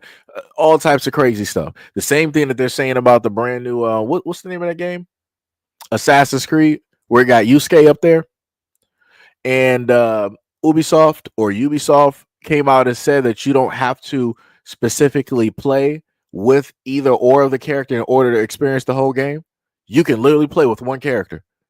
So you got all of these people that's been sitting up there crying and yada, yada, yada, because they want either a white guy to be the samurai, aka shout out to Tom Cruise, the last samurai, because we all know that the last samurai in Japan was a white man.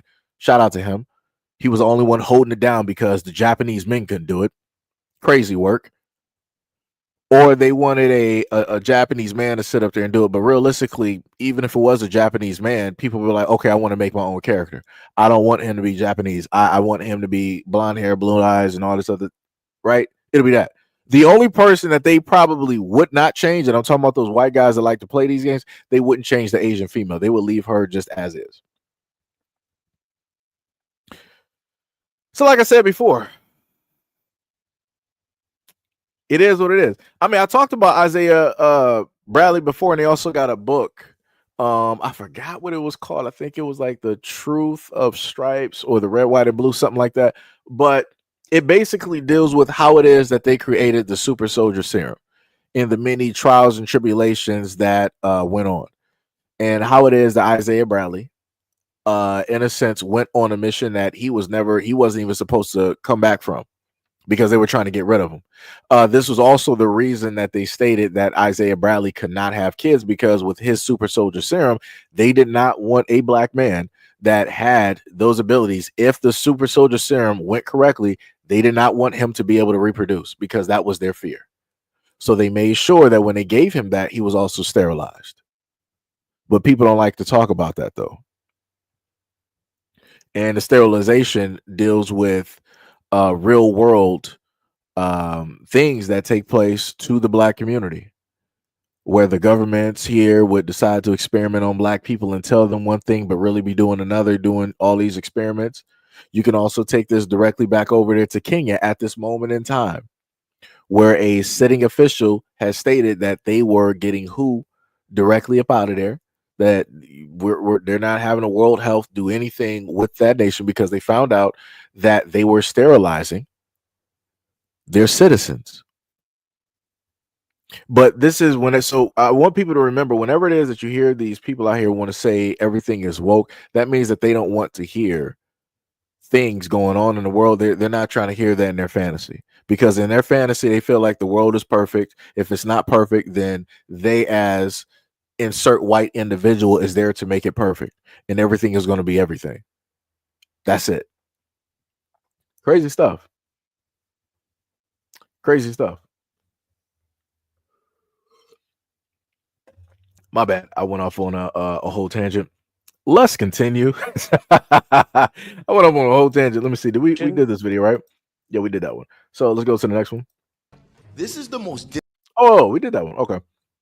So we got all of those videos, and I should have a few more left. Let me see if I can actually load them up, because it takes a bit of a minute. Let me see. What was this one? Okay, yeah, there we go. The park was built on top of a thriving Black-owned community, a place where entrepreneurship, ownership, and opportunity flourished until it was wiped away. Let's talk about Seneca Village. Founded in 1825, Seneca Village was home to nearly 200 residents, many of whom were landowners, entrepreneurs, and community builders. Andrew Williams, a shoe shiner, invested $125 to purchase 3 lots of land. securing financial stability for his future. By 1855, nearly half the Black residents owned property, gaining not just homes, but economic power and voting rights. It was a self-sustaining community with churches, schools, homes, and gardens. But in the 1840s, the city had other plans. New York wanted land for a massive park. At first, they targeted wealthy neighborhoods on the Upper East Side. When those residents fought back, they set their sights on Seneca Village instead. Through legal loopholes and negative press, the city took the land, forcing residents out by 1857. Their property, gone. Their businesses, erased. Seneca Village was more than land. It was proof that ownership creates opportunity. The same spirit that built this community lives on in today's entrepreneurs. When we invest in ownership, we invest in the future. Happy Black History Month. Bars. And that's something else again that they don't want to teach. That's something that they don't want to talk about. And she's talking about Central Park. That's what she's talking about. That whole large park, that land. And I think if some people have stated if you go there, you can still see a obelisk still there. That was land for Black people, right? Black Americans. That was the land specifically there, and that land was taken. And you saw what they did with it. They dispersed all the residents there. They did this and they did that, and they were like, "All right, we claim this land and we're going to make it into a park." Crazy. Again, just stealing land and acting like it never happened. And do you think that any of the residents there, any of the future family members, do you think that there's any type of let's say reparations, or as people would like to say, are they cutting the check? They're not doing none of that, because the government does not care. Whatever they see, they will sit up there and take it. Whatever they don't see, they're going to imagine and still take it, because that's how it works. But let's continue. Let me scroll down to the next video here. Why do you think your father was killed? Because he knew a lot, I think, but my father's on a list of many people who you wonder why their hope or their direction or their inspiration was snuffed out. Dr. King, the Kennedy brothers, Medgar Evers, people whose names you don't know, who were community leaders. These just happened to be people who had focus on them, but there were many people who were taken away. Music lyrics in the 60s and 70s that were suggestive, yet bonding. When we listen to them now, we consider them legendary. We celebrate Bob Dylan, and Peter, Paul, and Mary. There was a time when the government was not ready to share all of that, and we as a public didn't think we were entitled. So we surrendered and we tried to move with the mainstream. And there are a lot of people who say they thought it, but they let him say it. Or they heard it and they moved over here, but they would peek in every now and then, so as not to ruffle the feathers. And we have felt that we are not in the place to ruffle the feathers on our own behalf. At the time it happened, did you have the same feelings? At the time what happened? At the time that your father died, did you have the same feelings? Such as? That you've just expressed. I miss my daddy. I wasn't thinking from the public's perspective. I'm not generally governed by the public's perspective at all. If I was, it would take me too long to have a sense of myself and the circumstances, and I might have grown up bitter. But no, at that time, all I wanted was my father. That's who I knew, my father. And to grow up and realize that your father did not die in an accident and it was not an illness, but that he was the victim of premeditated murder. You know that there's an energy out there that is capable of taking a life without even knowing who it was they killed. And did you as a family fear for the rest of your lives? It wasn't anything voiced, but I know for my mother, that you always know that can happen. I know that as a child, I knew it can happen. When you see it, it becomes your truth. And you know that there are people who are capable of interfering and devaluing one's life. Ms. Shabazz, I thank you very much for your time today. Thank you.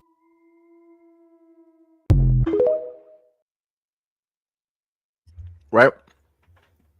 And this is why if anybody happens to look up anything, let me see if I can actually find the picture. Malcolm X family. Yeah. So it says Malcolm X's family is suing the United States government for $100 million in wrongful death lawsuit. The lawsuit names the FBI, CIA, and the NYPD, the Department of Justice, and the United States government as defendants. The family claims that these agencies played a role in the assassination of Malcolm X in 1965. What the lawsuit claims: the agencies conspired to assassinate Malcolm X. The agencies failed to stop the assassination. The agencies had an unlawful relationship with the killers. The agency concealed, condoned, protected, and facilitated the murder. The NYPD detained members of Malcolm X's security team and removed their officers from the ballroom where he was shot. The lawsuit was brought by 3 of Malcolm X's daughters, and the daughters were young when their father was assassinated. Hold on.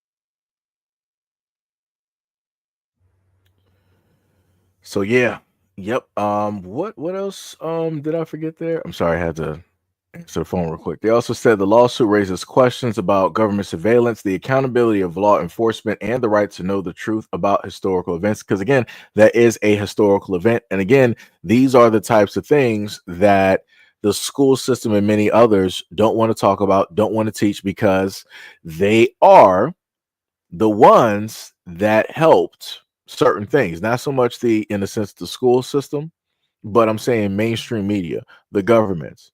So the people that believe in mainstream media, that heavily believe in the government, and the government has the best for the people, they're not trying to hear none of this. They don't believe it. The only time that they believe that the government really did something was JFK. That's it.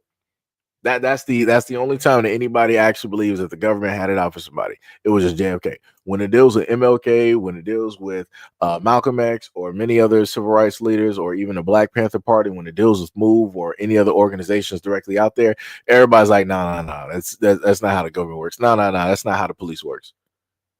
They'll believe everything else versus what actually factually happened with all types of evidence. But like I said before, there's going to come a point in time where all of these things that happen to us is going to start to happen to them. And then they're going to be like, woe is me, woe is me. Look at everything that's happening to us. This is crazy. We got to do something. We got to stand up. We got to. And I'm like, you got this, coach.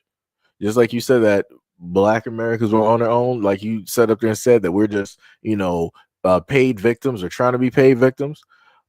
Shout out to Carlita Hughley, and it was somebody else that also just subscribed as well. Much love, respect, and appreciation.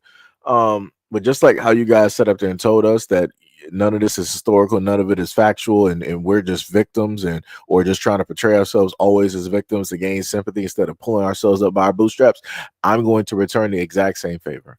I'm going to return the exact same emotions and sympathies and empathies that you gave directly to us over the years. I'm talking with historical accuracy. I'm going to deliver that, and I don't have to wait for it because it's going to sit up to happen. Actually, it's about to happen, but it's cool. Like I said, it's we're all in this one big pot together, right? It's just that one side is cooler than the other side, right? But we're all in one big pot though. But let's continue. This one, we do have subtitles for. It's a little bit longer, so I would just tell people to pay attention to the subtitles because it is in Spanish, but it goes into what I told you guys earlier. So before I start this, I'm gonna go back to this, right? Let me minimize that one. So we got this one right here where it says 74% of the weapons used in lethal crimes comes from the United States. The United States Department of Justice published the report, How to Protect the United States from Firearms Trafficking. the fourth volume of the publication, National Assessment of Firearms Trade and Trafficking, which states that 74% of all weapons used in international crimes in Mexico come from that country.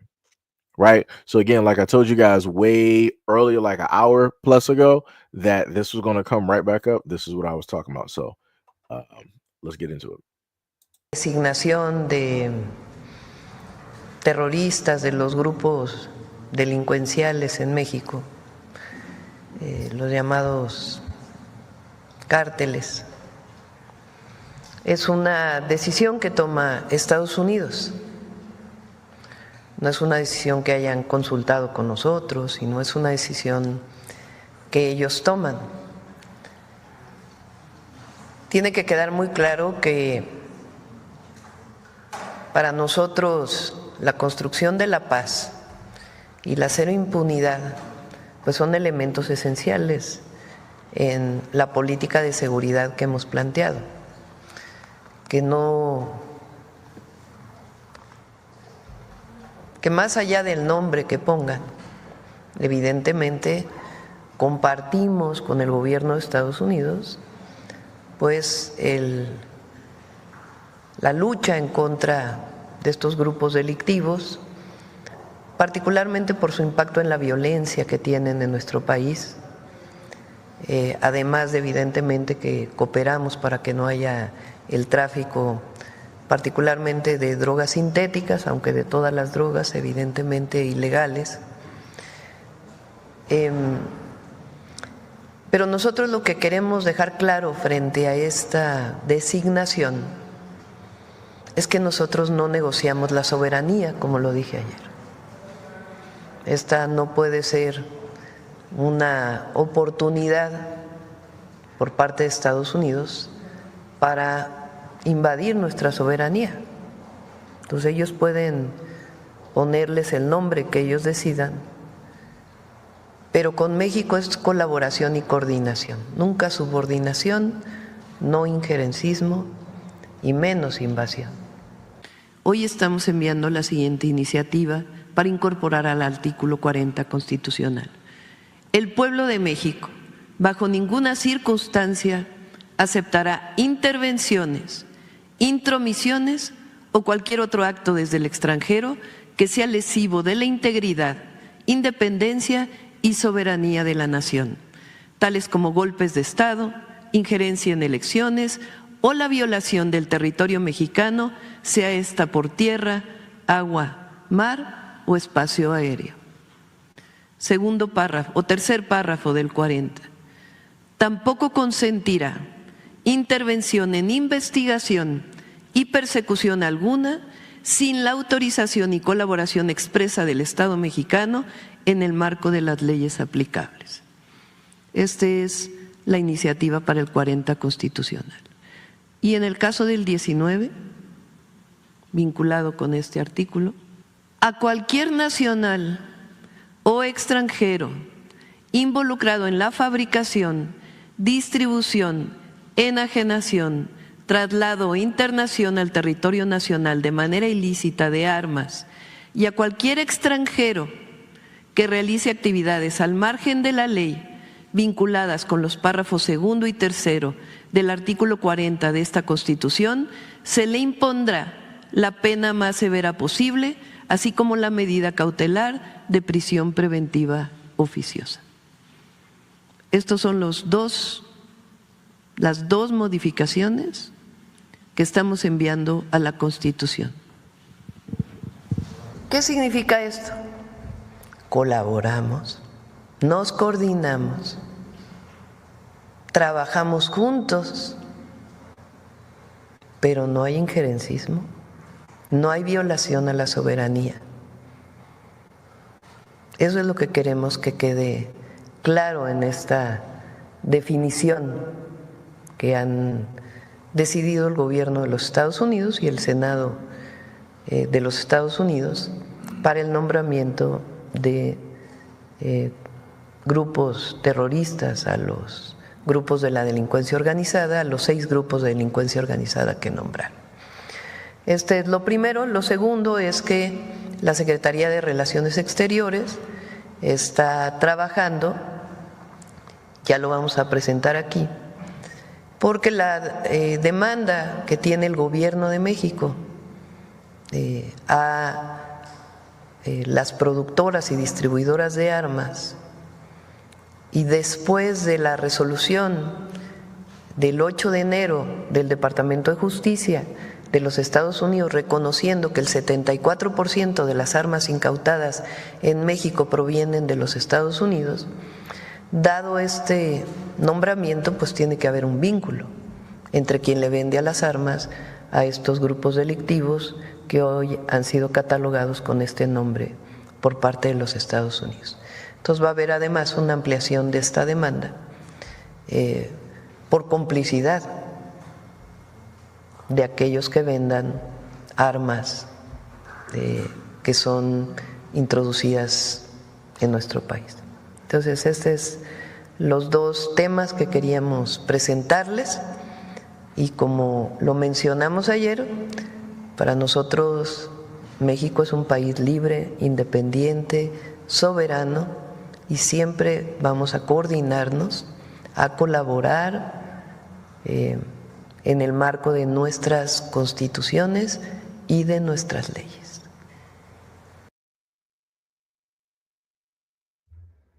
So we heard that, right? Or at least, read the subtitles. So going right back to this right here. 74% of the weapons used in lethal crimes come from the United States. Well. And this goes right back to what I stated about the cartel. At least you know who the cartel is and what it is that they do. They're upfront and they're pretty much honest about it, right?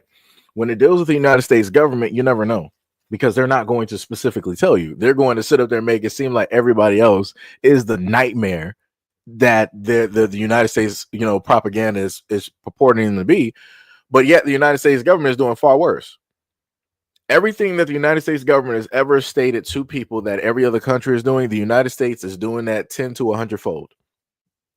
So if the United States government is trying to inform you and tell you about trafficking, they're doing it as well. Like I said, what happened to those internment camps that they were using for illegals? I think, what was it, Walmart? If somebody correct me if I'm wrong, maybe it's the Mandela effect. I'm not sure. But they were using Walmarts that were blacked out, and they were holding illegal immigrants there, separating the parents from the kids from the parents, all of that good stuff. What happened to a lot of those kids? What happened to a lot of those families? They said that those families were put back together, but we don't actually know. We have to go by the words of the propaganda machine directly out there. So if those kids weren't given back, then where were those kids? Where are those kids at this moment's time? Where were they delivered to? Right? Where were they sent?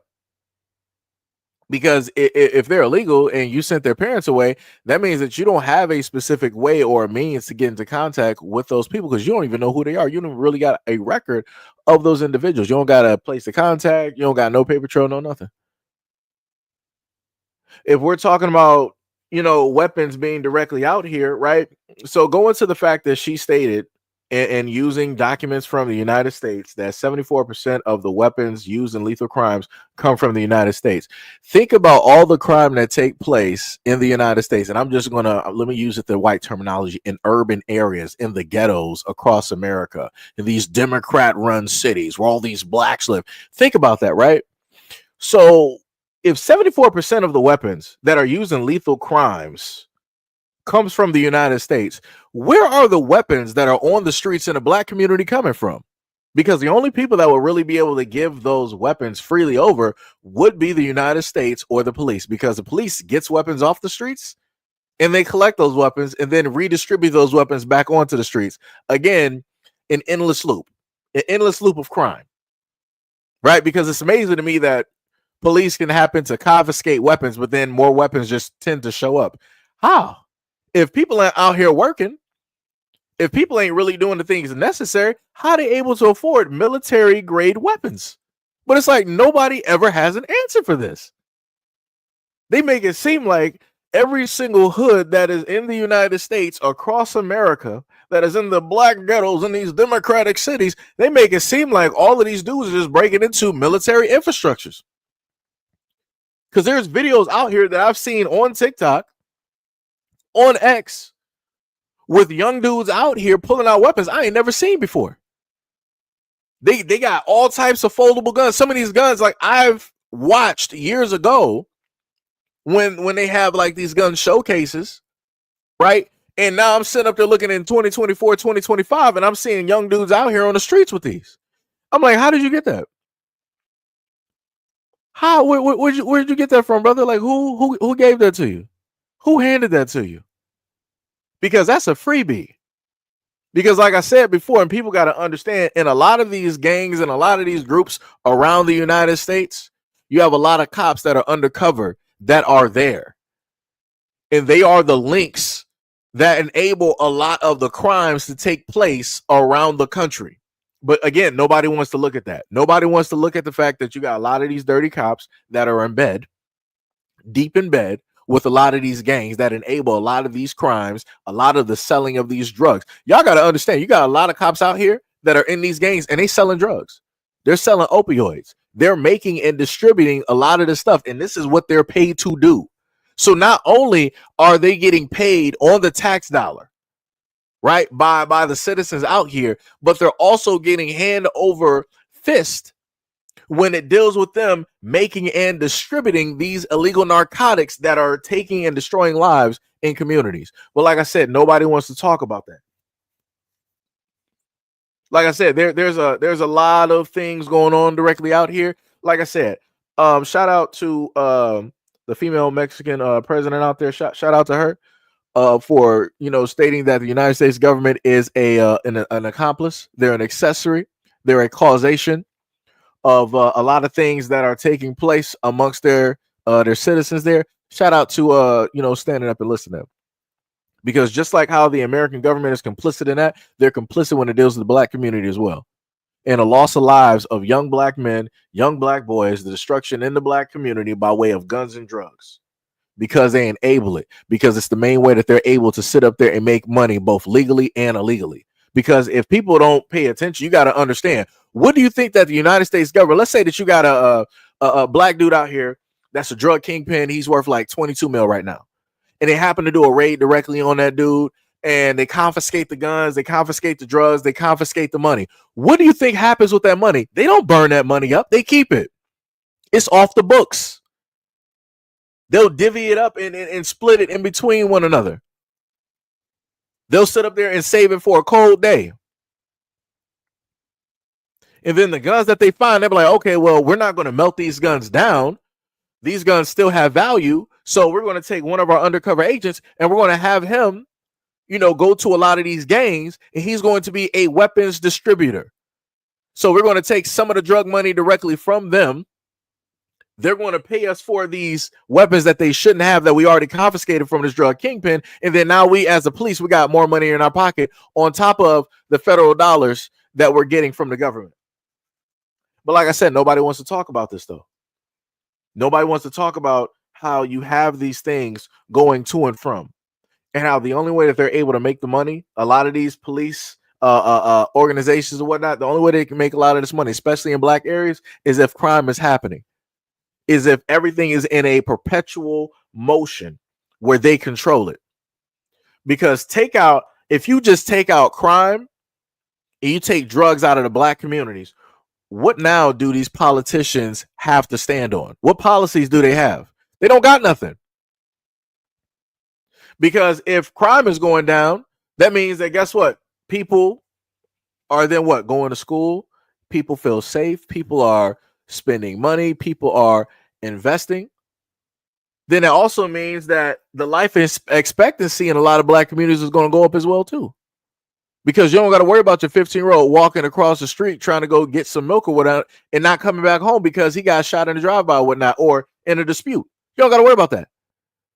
You don't got to worry about the life expectancy of your kids by way of drugs and narcotics either, because they're not going to be doing none of that. They're not going to be influenced by the crowd that's already sitting up there doing it, because everybody else is going to be doing what it is that normal people should be doing.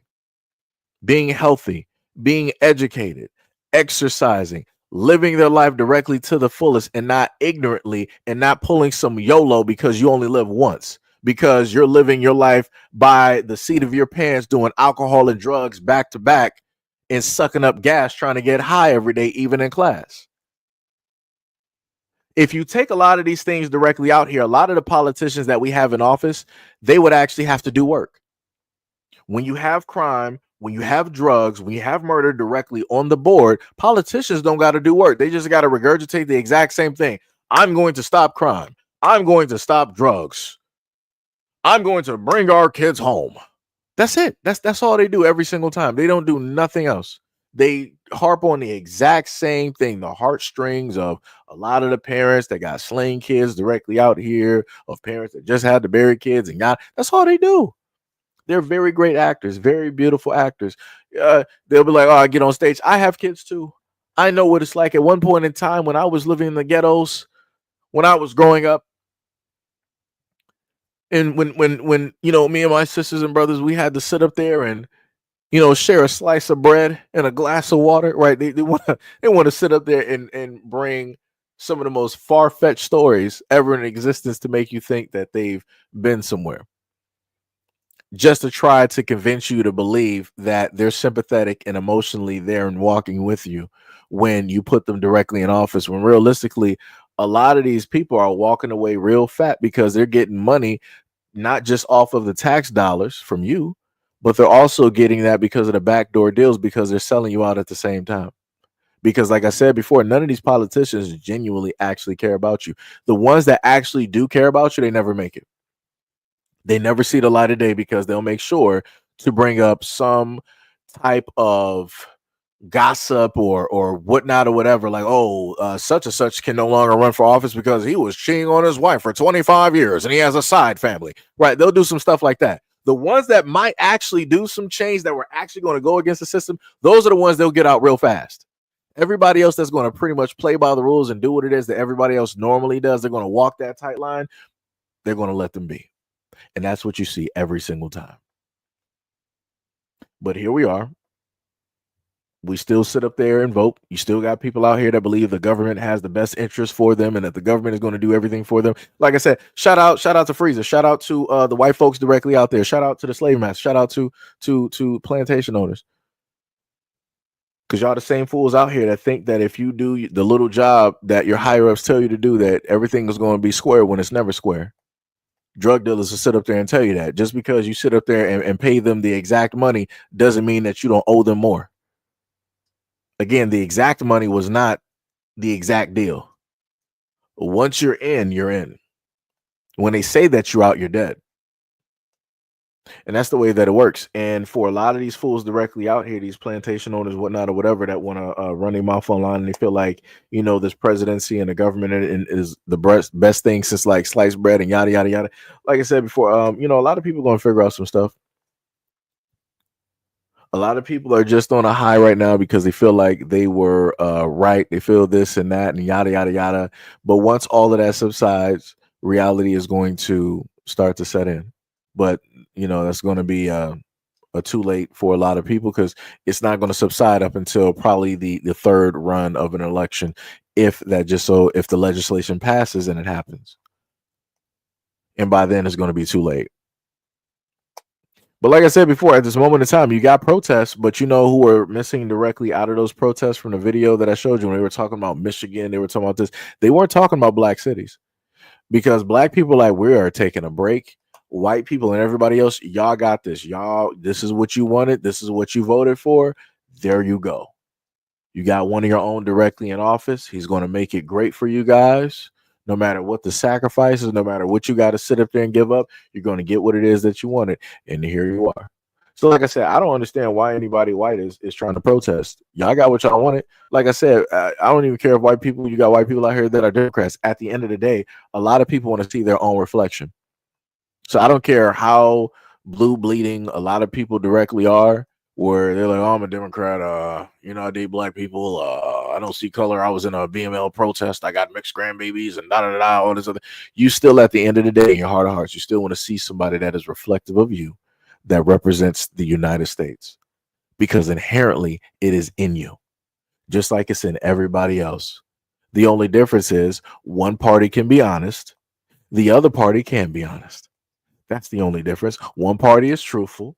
The other party likes to hide and smile. And that's it. But like I said, this is America. This is where we are at this moment in time. This is where we are. What is it? You said what is it? J Rod said 78 watching. I don't what is that supposed to mean? You got like the laughing emoji up there. I don't know. So what? You're laughing because only 8 people are watching the stream. Actually, on my account, it says 84 people. Actually, if you actually now it just went up to 91. So for J Rod, I get that you're laughing at this current. You know what the funniest thing is? If I actually look on my second channel, I actually have a video that is at 32K at this moment in time, and I posted that about like 19 hours ago. So realistically, that's where a lot of the viewership is at this moment in time, because that video is actually being pushed by YouTube and the live stream is not being pushed. So again, just in case people are stupid and don't specifically know how social media works, this is why you're in a comment section, and this is why I'm here. I'm just saying, just to, put that up there. Just saying, this is why you're in the comment section. This is why you're here. You're a part of that 78, dumbass. It's like, what are we even doing here? Like, what are we even doing here? Like, that's the craziest thing. That's the craziest thing. Like I said, the people who can actually do it will, like myself. And the people that can't, hi, J Rod. Hi. Like, the craziest part is, this is the part that I love. It's like, instead of, this is for J Rod, this is what I'll do for you, right? Because I love my haters like so much. I do not put out copyrights to people at all. So people are free to use the content that I make. Even if you're able to make $1 million directly off of it, so be it. I'm proud of you. You were able to make it work. So my thing to you, J Rod, since you want to sit up there and laugh, I dare you to use the platform that you got, use my content, and start making money. Since you want to laugh at the views that I have, I want you to go out there and do better than me. I want you to go out there and use your platform and do a live stream and get more views than I ever have during a live stream, because I got some live streams out here from both channels all together that got about 20K views within about 2 hours. And again, that's not even a short form video. And I got short form videos that have ended up getting over the years about like 2 million views. So like I said, I want you to go out there and do better than me. I ain't going to sit up there and put no hate towards you, because that's wasted energy. I don't got no time for that. I'm about actually seeing people do better. Because the reason why you're laughing in the comment section is because you see me, I'm doing something that you can never do. So as a person that is actually doing at this moment in time, that's actually speaking to you, unlike a lot of other content creators, I'm actually trying to push you to go do something better. So instead of actually laughing, go out there and do better than me. I bet you won't. I bet you won't. I bet you can't. But I advocate for you to go do that instead of being here just sitting in the comment section laughing like a dummy. Because the funniest thing is, I can literally take your comment and make a video, just make an 8-minute video out of your comment, and I can get about $5 to $10 off of that video. That's the difference. That's the, like I said, that's just $10. Anybody can make $10, right? But I'm just saying, I'm just sitting directly on my ass, and that's something that I can do as a content creator. You can't do that. Just saying, again, there's levels directly to this. And again, for anybody else in the background, I want to be just like what's that boy name? Let me go back up here. To just like anybody else that want to pull up here like J Rod and they want to laugh at the amount of views that I sit up there and get. Yeah. You in the exact same boat. So that exact same whatever dare, whatever you want to sit up there and call it, that's to all the other people directly out there that's sitting in the background laughing. Like I said, I can make $10 off of you, but can you do the same in reverse? Chances are you couldn't, because it's going to take you a lot of work, a lot of money to actually end up getting yourself monetized on a lot of platforms. It don't matter if it's Facebook, don't matter if it's IG, don't matter if it's X, don't matter if it's YouTube, don't matter if it's some of the newer platforms that are pulling up at the scene at this moment. It's going to take you a minute. while I'm already here. So you would actually be playing catch up. But yeah. It's crazy work. Crazy work. Like I said, much love, respect, and appreciation to any and everybody at this current time, even to all of my haters, because without you, I would not be here. Wouldn't be here. And the other funny thing that I love so much, let me see if I can go to the background of my live right now, right? Because we've been going for about a good 2 hours, which is pretty much normal. How many people have we had all together? We've had close to 1,000 views. So he's laughing at the 78 that he sees, but he's not paying attention. Oh, I'm sorry. I'm sorry. How dumb of me. I didn't actually go to the actual analytics in the back. I just looked at the face value. I'm sorry. It originally told me that we basically had about 995. I went to the background of the live stream, at least on the secondary channel, and it was like, hey, Seji, guess what? You got about 3K views. So yeah, like I said, to J-Rod and many of the others that want to come here and they want to laugh at what it is that I do, and note I'm streaming on 2 channels. That's only one channel that ended up getting 3K views. So like I said, shout out to y'all. I love y'all. Thank y'all for all of your comments and the things that y'all like to sit up here and say. Thank you. Like I said, bring your family, bring your friends, bring the whole circus. Bring everybody. So I can be the ringleader and make as much money as possible. Go ahead and do it. I have no problems. We do all types of content here. We do politics. We talk about news. We talk about some culture. We talk about video games and anime, comic books. We do it all. So anything that you want to get mad at, if you need somebody to be a villain for any topic, I can be your man. I can do it. Come right here and sit directly through these commercials so I can keep sitting up there making money. Keep doing it. Like I said, I love it. It's a beautiful thing. It's a beautiful thing. But like I said, Fanny G said, algorithm, my man, stop trying to shame Seji. No, we good over here. Like I said, I don't normally try to go for a high amount of views. Like I told y'all before, even if it was like 30 of us directly in here, I'm completely happy.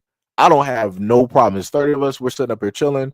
We're looking at the content. We're listening to the videos. And, I'm responding to y'all comments, or you guys are responding to each other about, some of the things that either I said or some of the things that happened in the video or whatever.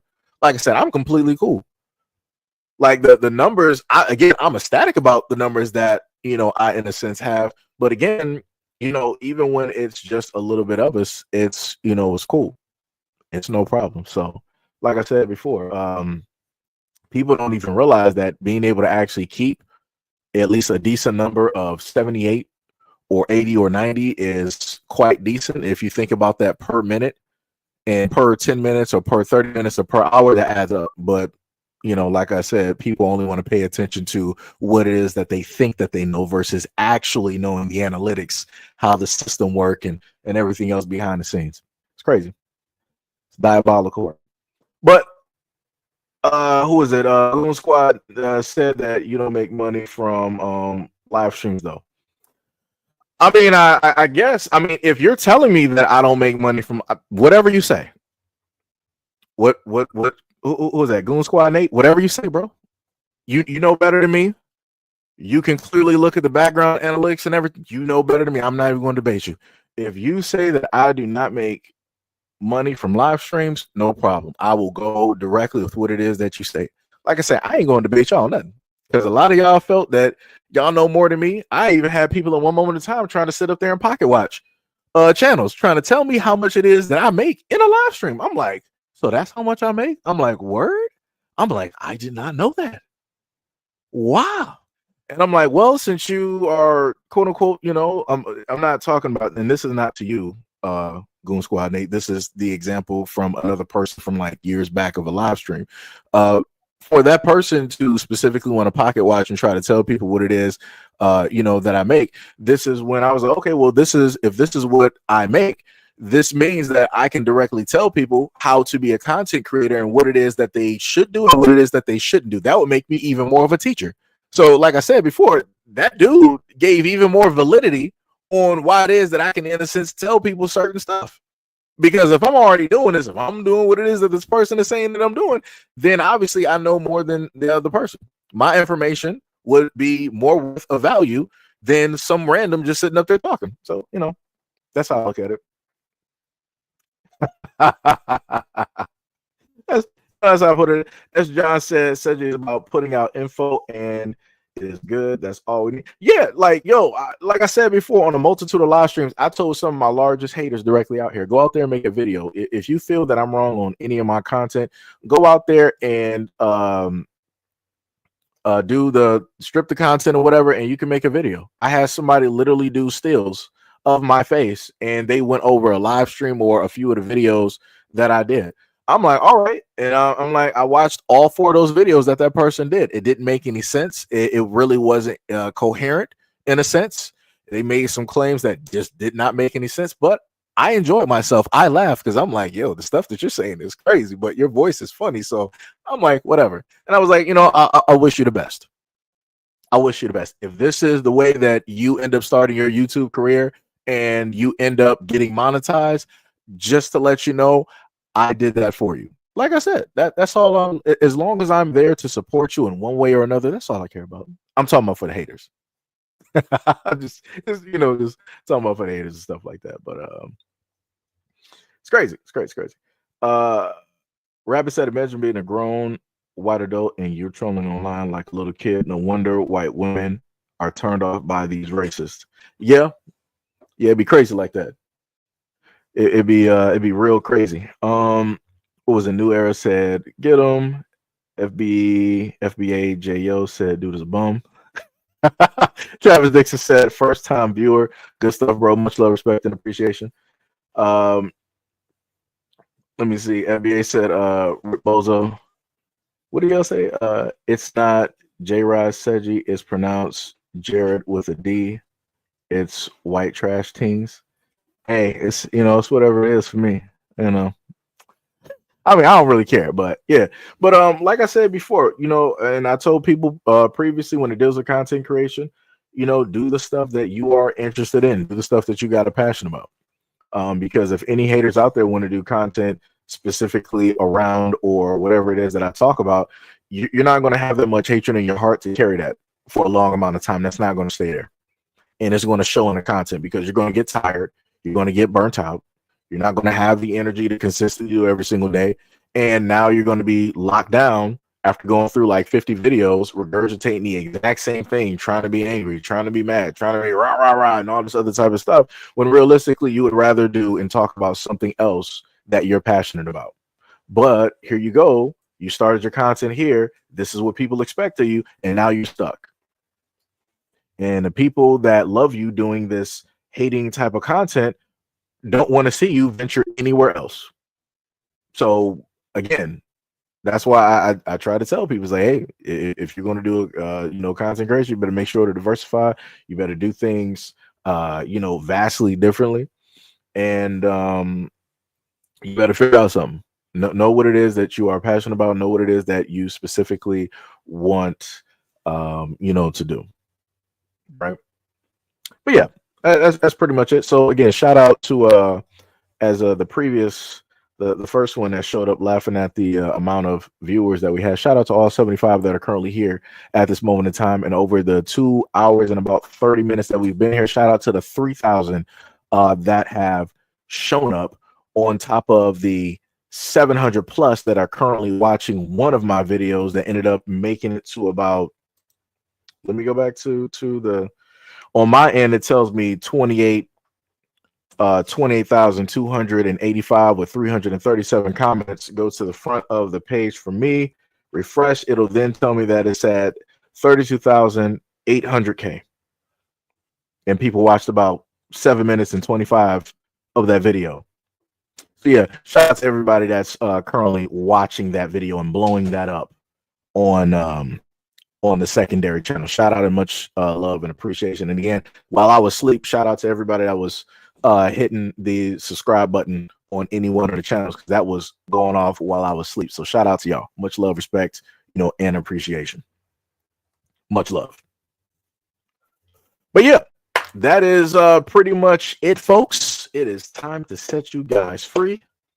And that is what I'm going to do because it's currently 9:29 right now. I'm pretty sure it's dinner time or family time for a lot of people directly out there. It's time for y'all to get on Netflix or Amazon to go catch up on some videos or some episodes or some shows or whatnot.